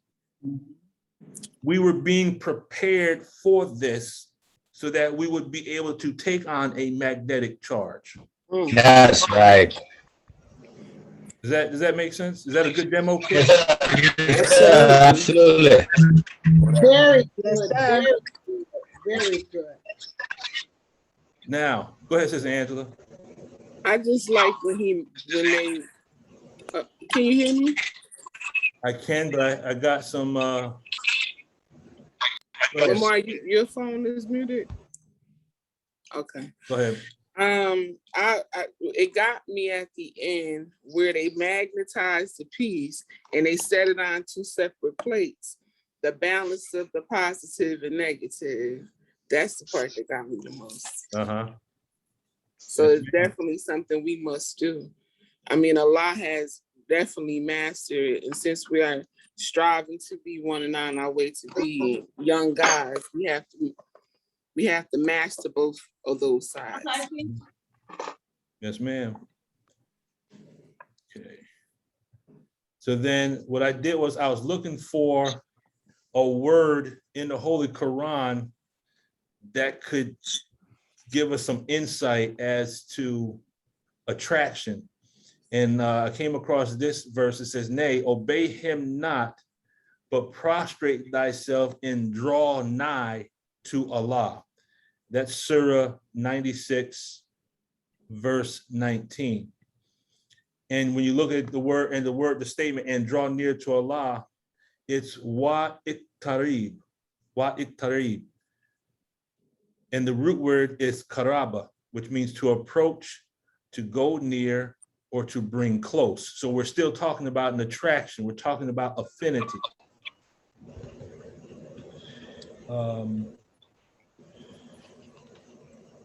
Where am I getting feedback? Okay. It means bring close to comprehension. Brother Clinton, could you put yourself on mute, brother? I got you. I got you. It means to facilitate the understanding. So when you deal with affinity, when we're dealing with ARC, if we're using that concept with regards to the study of mathematics, chemistry, physics, whatever it is, ARC implies that we are comprehending the subjects that we are studying. We have agreement with the subject we are studying. We are in calm with the subject we are studying, and our understanding has increased. That's ARC with regards to the physical universe. Does that make sense? Yes, sir. I got Brother Larry and Sister Denise. You're up. Oh, yes, sir. While I was watching how magnets are made, my mind went to a diamond, and I was seeing how diamonds are made, and I was looking at the diamonds get seriously beaten. I mean, like come out of the fire, beat it, put you back in the fire, beat it, bring it back out, beat it. And when we see that diamond and it's blinging and it's shining, oh, it looks so wonderful. But when I saw the process of how you get it like that, and then I thought about Job in that whirlwind. I forgot which study guide it was. When he was in the whirlwind, all kind of stuff was happening to Job, and he was like, nothing else can happen to me because it's already worse than bad, than terrible, and nothing could happen to me. And then something else happened. And how he had to ask why, why do I have to take all this? And listen to Brother Ishmael. That's the stance I think that you take when you say my prayers, my sacrifice, my life, and my death is for Allah. So that's what I was thinking as this magnet. It's attraction, but you don't know what it has to go through. Go ahead. That's look right. Like that, So that's what I was thinking as I was watching that. How the magnet is made. Yes, sir. See, it brings me to a saying. It says everyone wants to go to heaven, but they don't want to go through hell to get there. Yeah. Yes, sir. So when you look at the word in Arabic, karaba, it really is the same thing as ARC in Dianetics. So yet again, we find another marriage between the supreme wisdom and supreme technology. ARC is in the Holy Quran. It's just that it's under a different word. Does that make sense? Yes, sir. Okay. So the quick summary is, here's another marriage between the supreme wisdom, supreme technology. ARC equals karaba. Magnetism can be understood also as a state of mind. So we're studying physics, but we're really studying the mind of Sister Cheryl. We're studying the mind of Sister Sharon. We're studying the mind of Brother Lamar, Brother Luke. When we're studying these subjects, we are studying ourselves. Are we good on that so far? Yes, sir. Okay. Now, 3 levels of magnetism. And I think you're going to have a lot of cognitions at this point. It's just a feeling. It's going to be a lot of cognitions here. So there's 3 basic types of magnets. When you study physics, which is called electromagnetism, there's more than that, but these are the 3 basic ones you want to study. They're called paramagnets, ferromagnets, and what's called a permanent magnet. Okay. And if you understand what the minister has given us, he's given us the 3 levels of growth and development, and they represent what? What's the 3 levels of growth and development?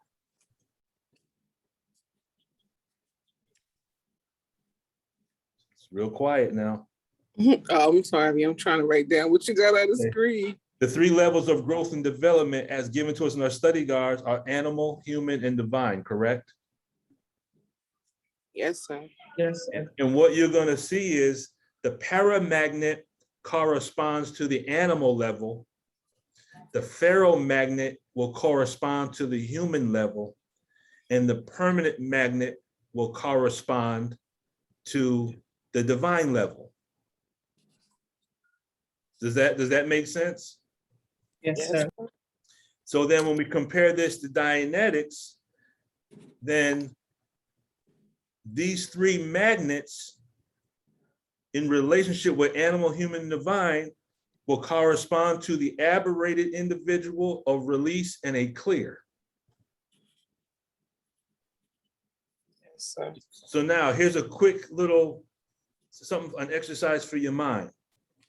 If a paramagnet and a ferromagnet and a permanent magnet describe the animal, the human, and the divine, what type of person will a permanent magnet describe?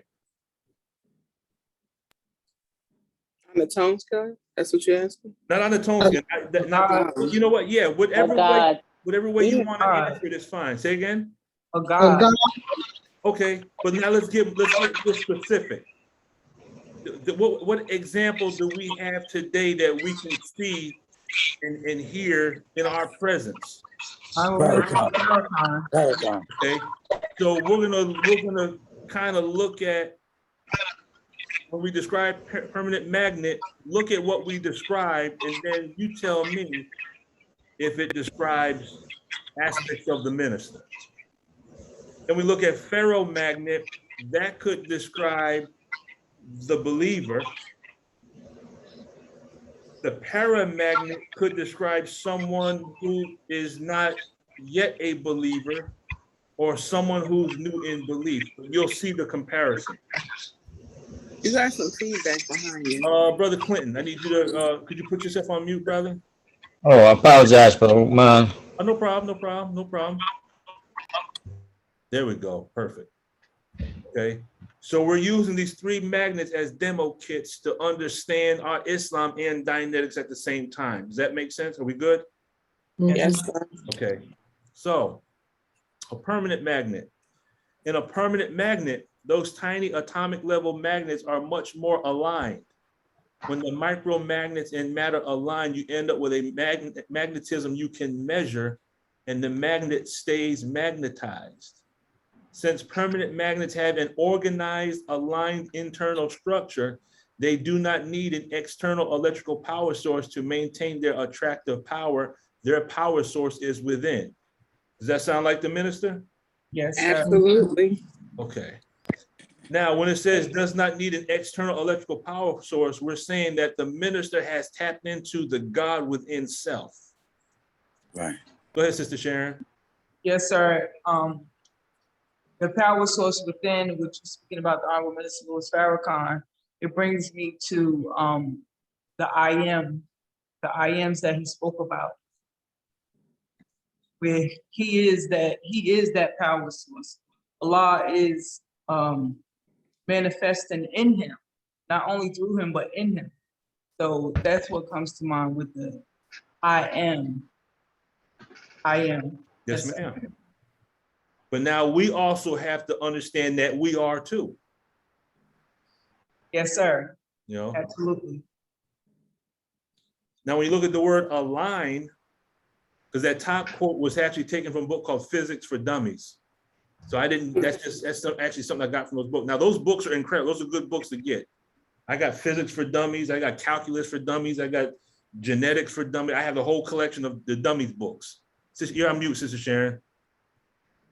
I just said, are you calling me a dummy? No. That was a joke. No, I wouldn't do that. That was a joke. I know. So the word align is synonymous with ARC. So a permanent magnet is like an individual that is in ARC with Allah's self and environment. Does that make sense? Absolutely. Yes, all the time. Okay, there you go. All the time.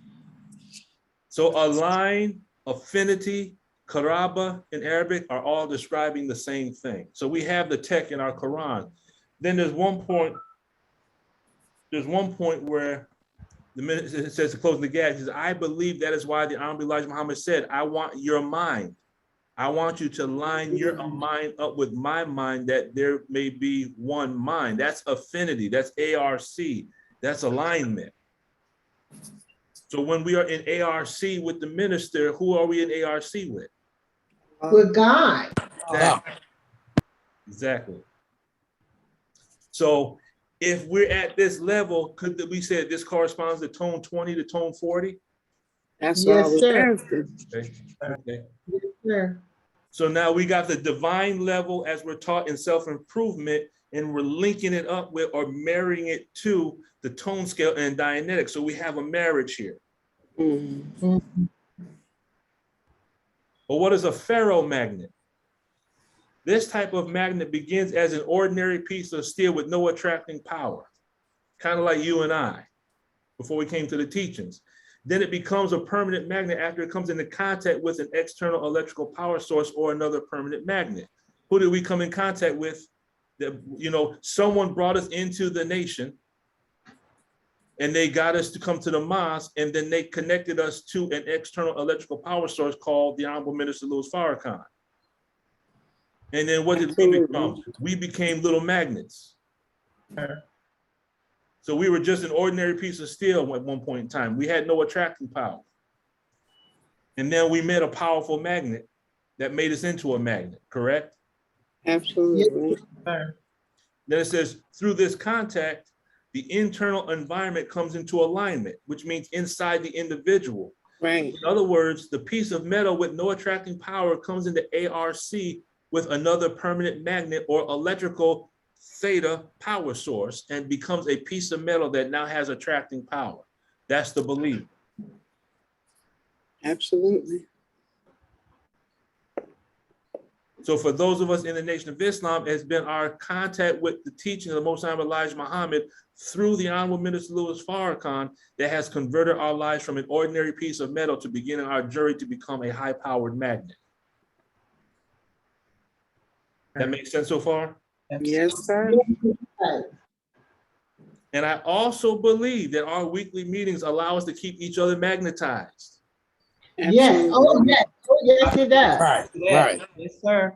So that we can continue to exist in this world that is constantly demagnetizing the magnets.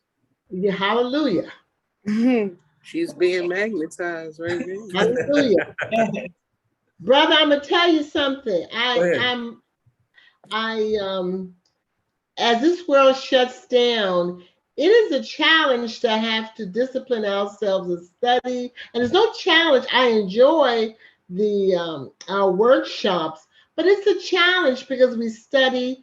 Then when I'm not on with you all, like most of the sisters do, they either give in a workshop or we're studying here at home.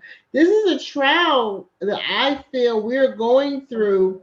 And those who give up, I'm saying nobody's going to give up, but it's like this is a struggle to be the 144,000 or the cavalry that's going to come in and start the new world.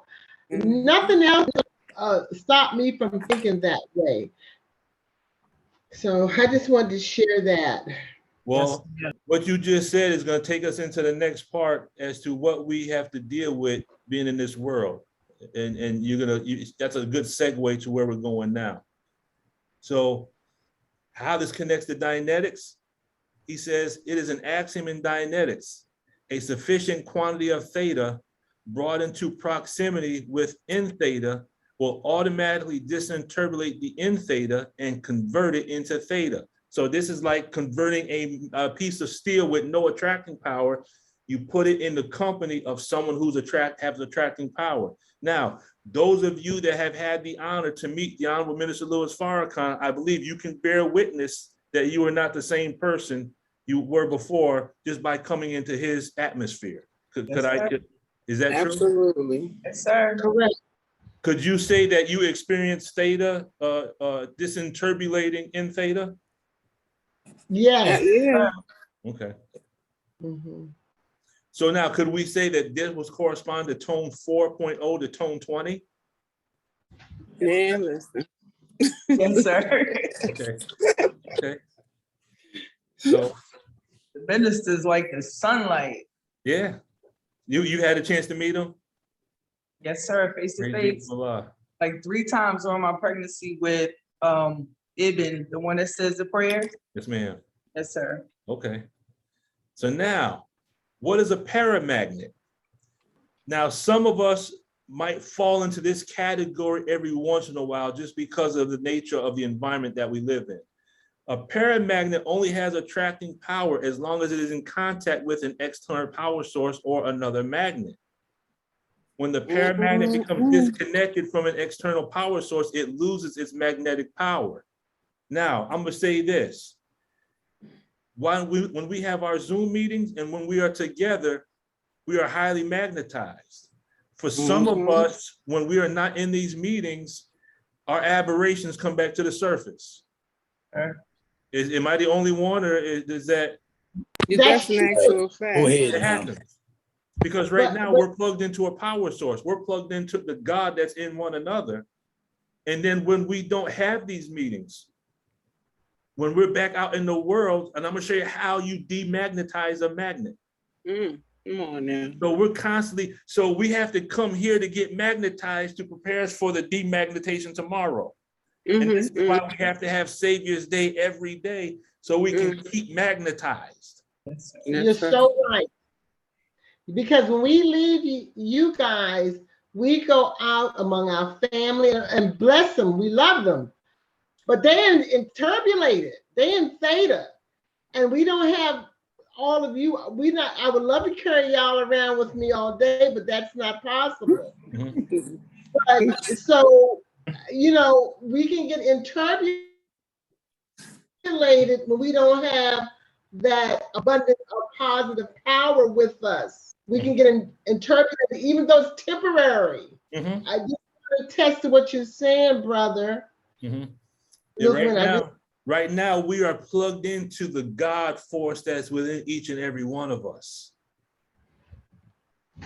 Sister Angela, and then Brother Eric.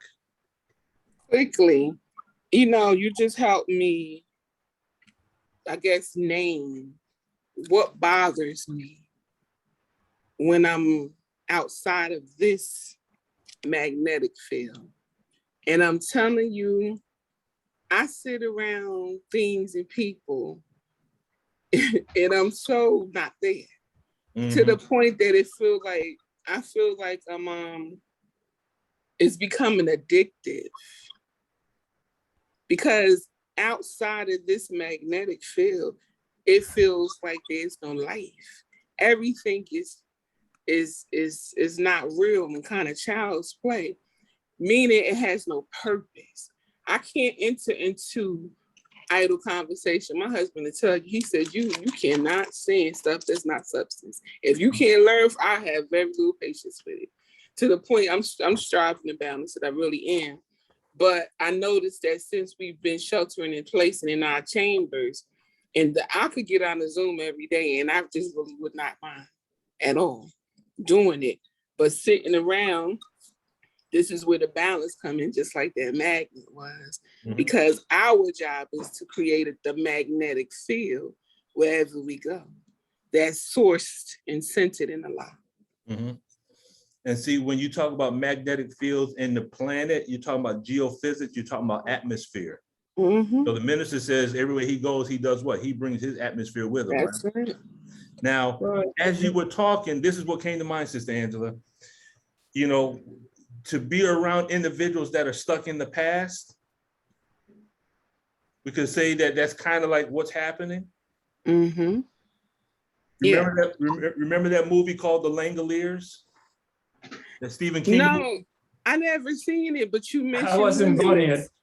You mentioned Limitless on one of the last calls we had. No. And that's where it feel. It feel like, you remember he said, if I don't feel like I'm going forward, I feel like I'm gonna explode. You remember that part in Limitless? No. This movie's called The Langoliers. I never seen that. It's a Stephen King movie. Go ahead and watch that, and we'll discuss Langoliers. The Langoliers. Langoliers.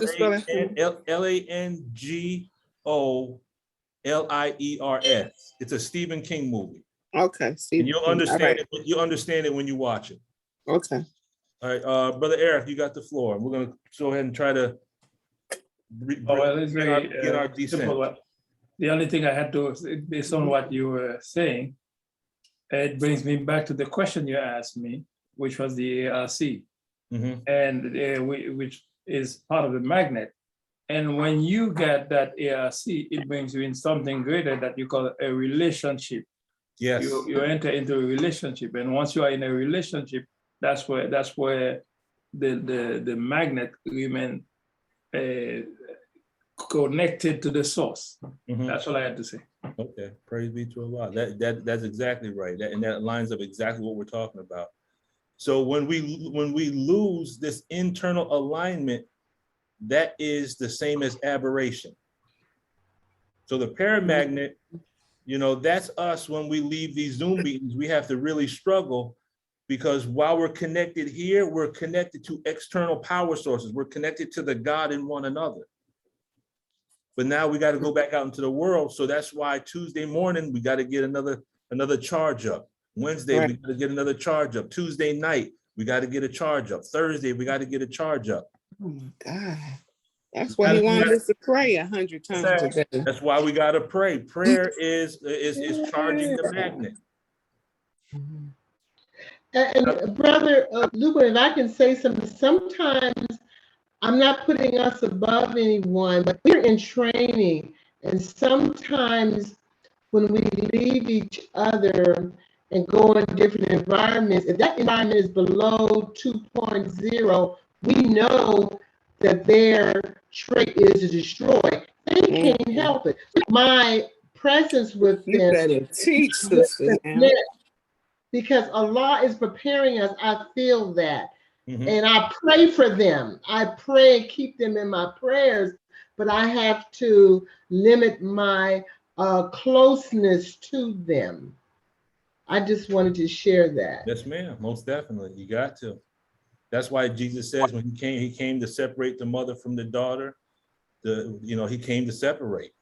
And unfortunately, it says, if your right hand offends you, you have to cut it off. It's better to enter the kingdom minus your hand than to keep your hand and let it corrupt you. So yeah, certain people, we got to cut them off, deal with them from a distance.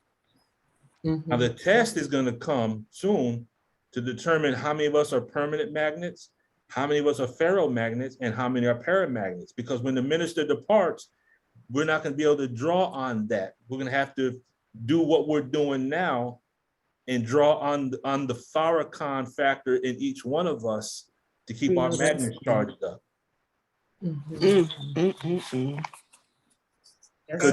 Could this correspond to 2.5 to 4.0? Because when we get to stage of boredom is when the engrams start to click on. Okay. Now, last but not least, so how do you demagnetize a magnet? You demagnetize a magnet by rough handling. By heating, and by induction. Here's a quick video. Methods of demagnetization. The magnetic property of a magnet can be totally or partially destroyed by rough handling, by heating, by induction, or by passing electricity. Click on each method for more information. Hammering, dropping, and rough handling of the magnet can demagnetize the magnet.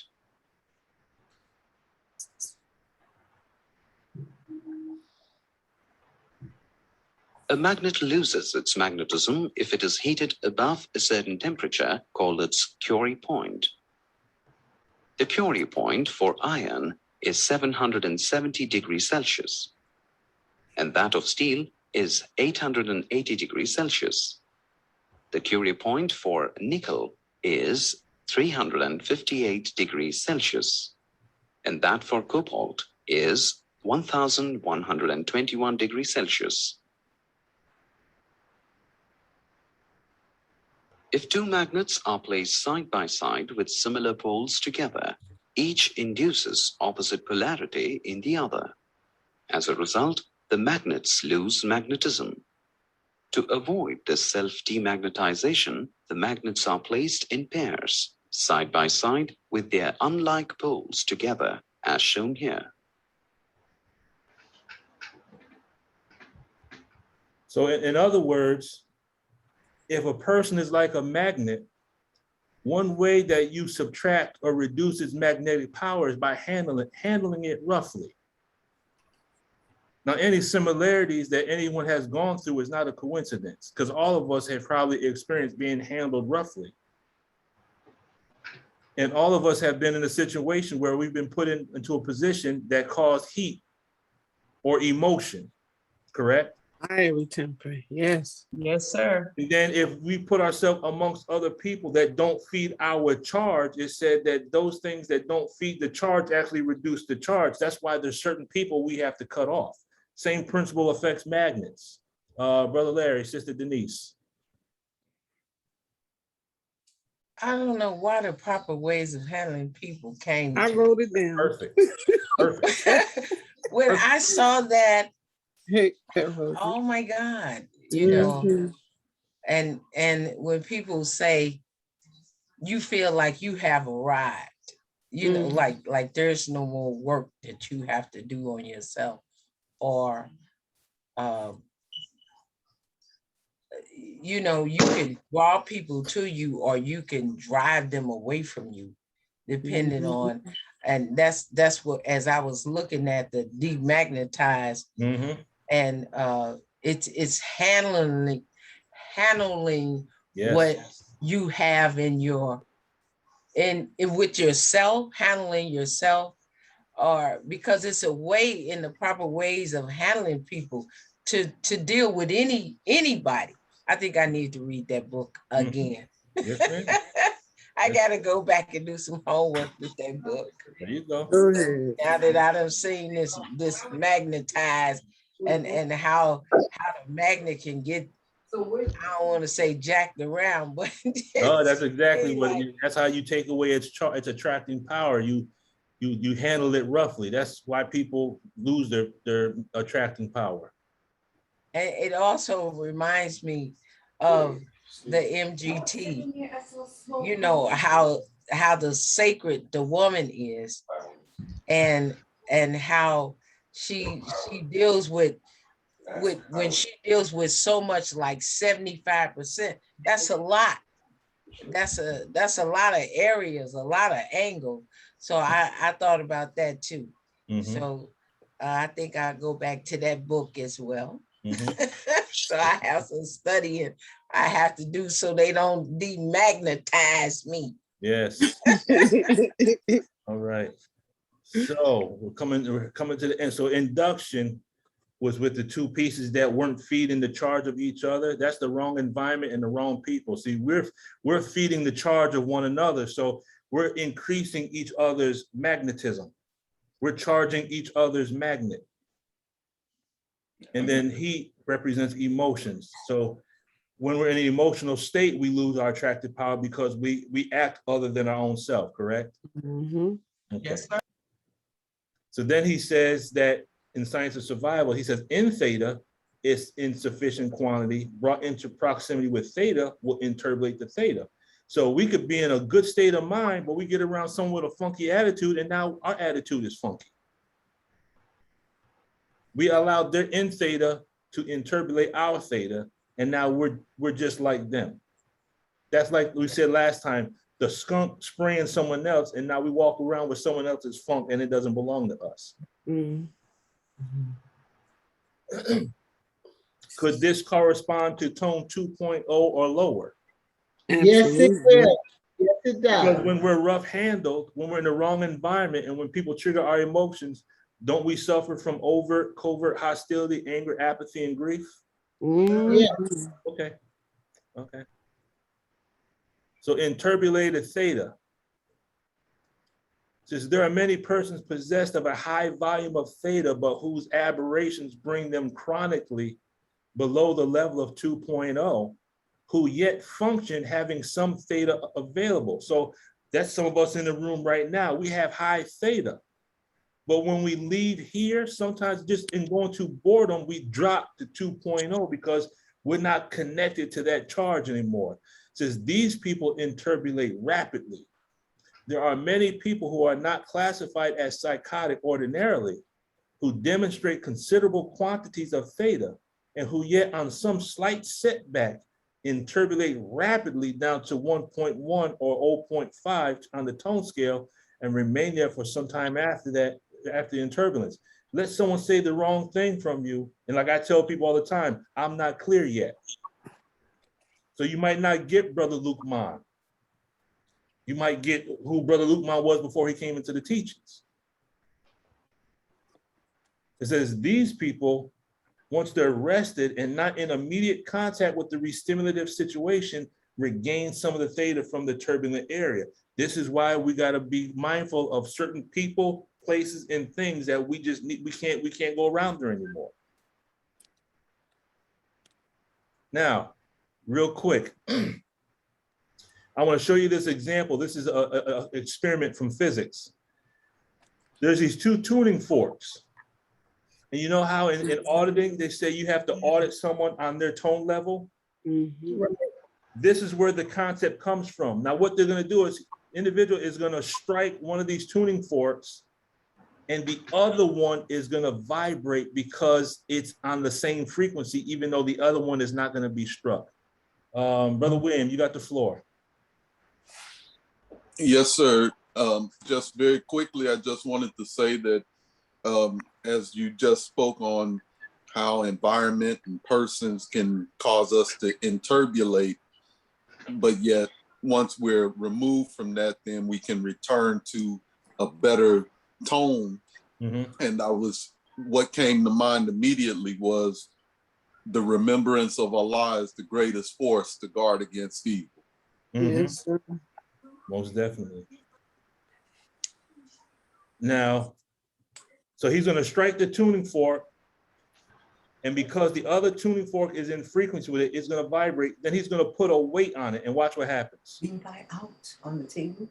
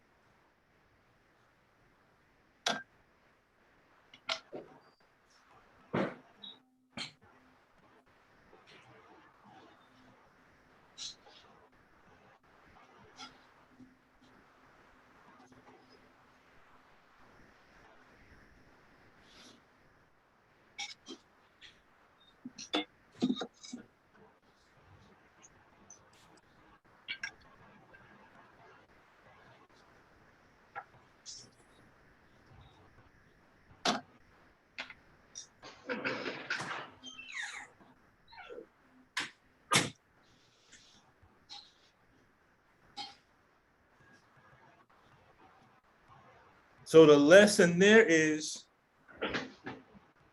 if we're in the presence of another person, their frequency, if we're on the same level, can interbulate us just by being in the same environment.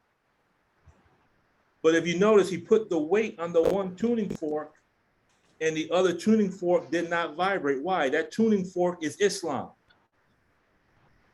When we have our Islam, other people can't interfere with they can't produce a vibration in us. So we can be in the world, but not of it. Does that make sense? The weight. You mean the weight, right? The weight would represent the Islam. That's the weight that we can, so that's our Islam.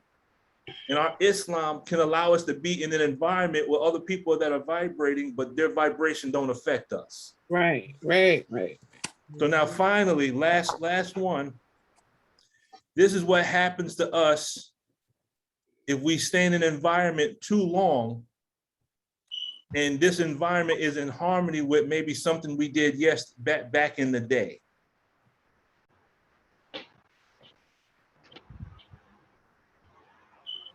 He's going to tap the glass to find the frequency of the glass. That frequency of the glass is the same as whatever button that we have that really takes us off the deep end. He's going to find the frequency.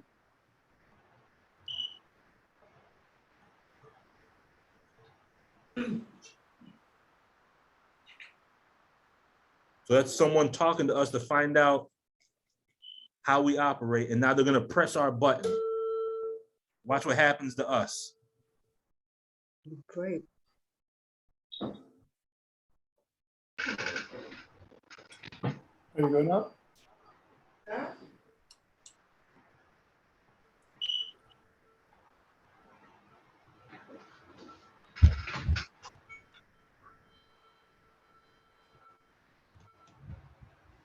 You know it's gonna break.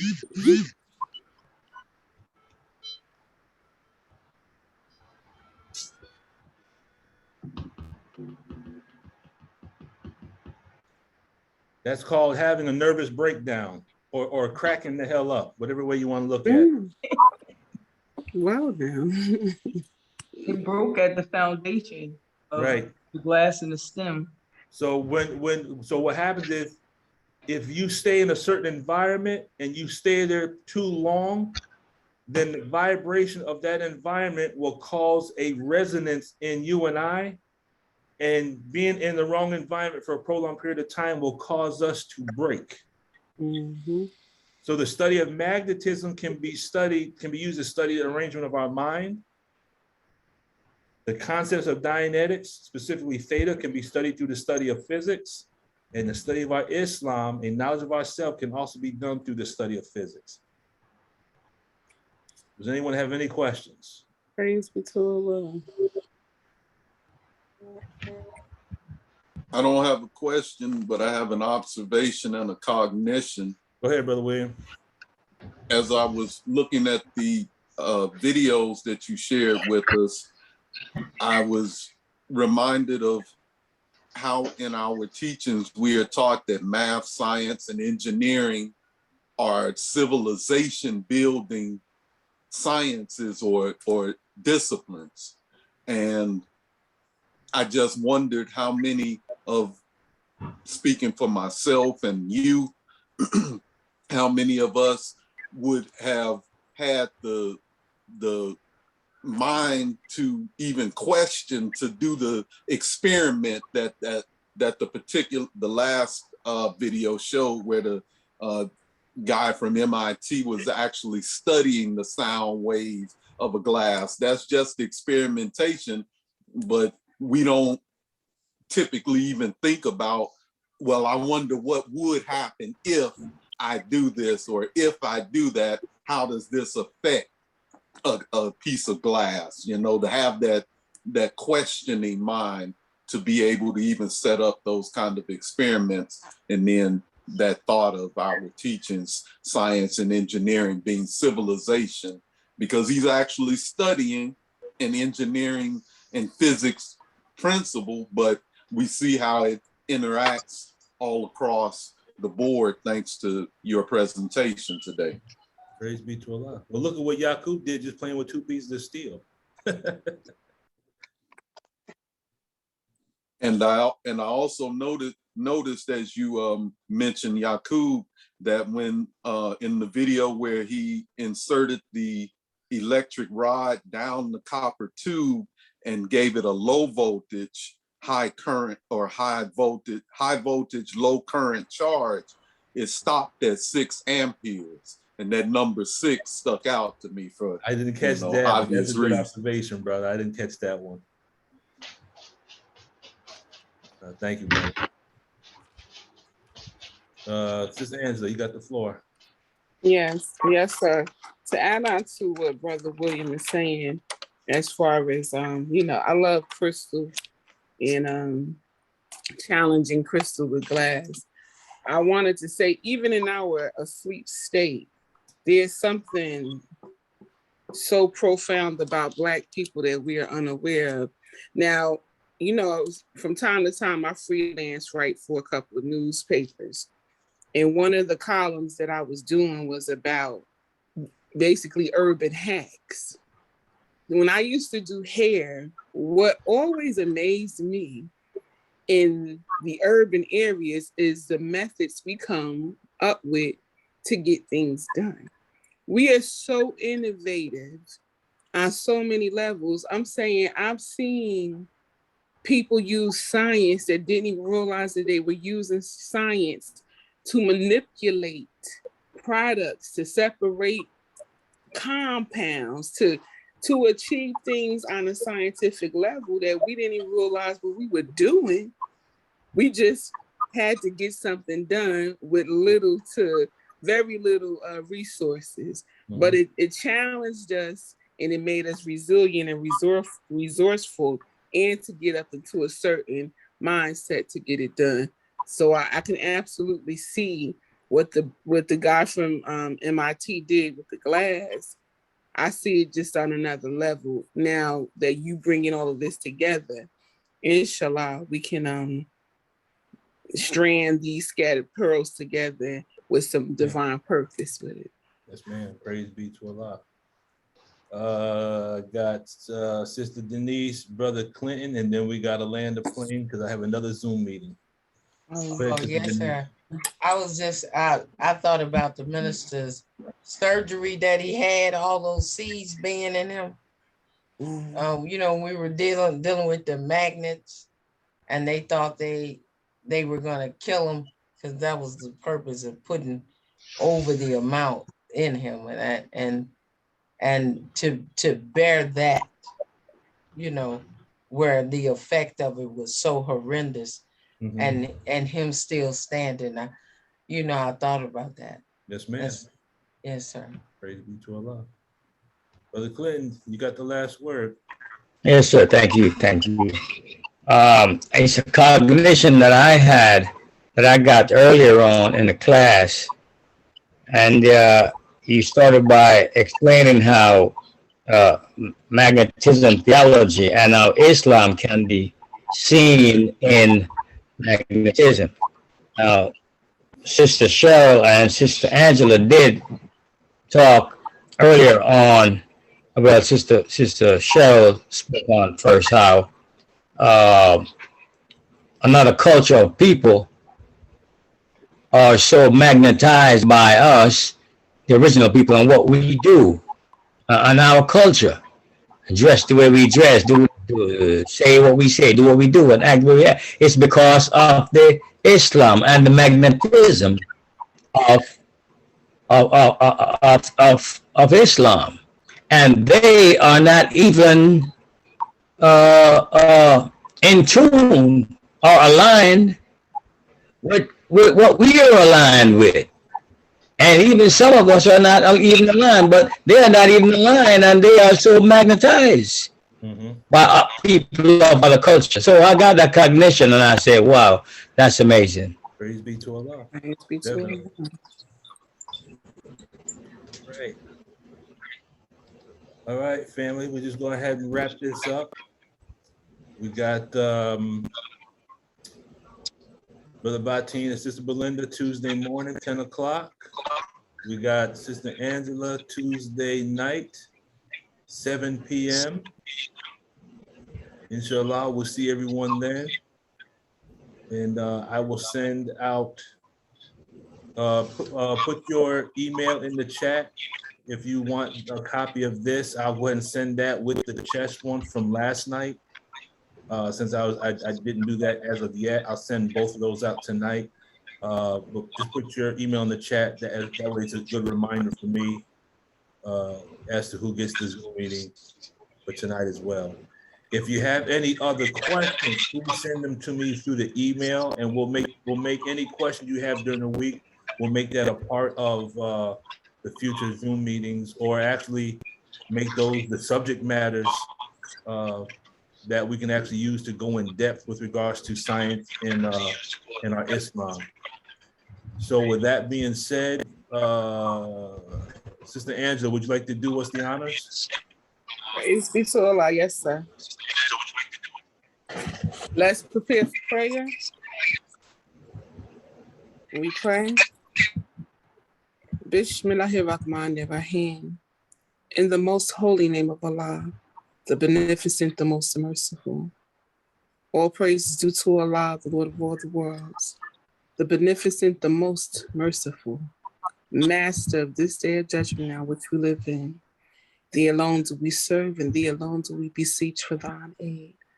O Allah, guide us along the straight path, the path upon whom thou hast bestowed thy favors, and not the path upon whom wrath is brought down, nor those who go astray after they have heard thy teachings.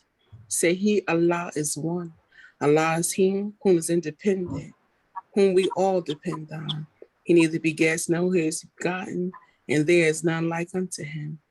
I bear witness that nothing and no one deserves to be served nor worship beside Allah, who came in the divine person of Master Muhammad, to whom praise is due forever. I further bear witness that the most honorable Elijah Muhammad is the exalted Christ, last apostle, and one being transferred power. And I further bear witness to the power of Almighty Allah in our God, leader, teacher, and Messiah in our midst, in the form of beautiful mercy, in the Honorable Minister Louis Farrakhan. Allah, we thank you for thinking of us and coming yourself, proving your power, and raising us up to who you are. Ameen. Ameen. Ameen. Ameen. Salam alaikum. Stay safe. Stay safe. Stay studied. Assalamu alaikum, family. Salam. Assalamu alaikum, everyone.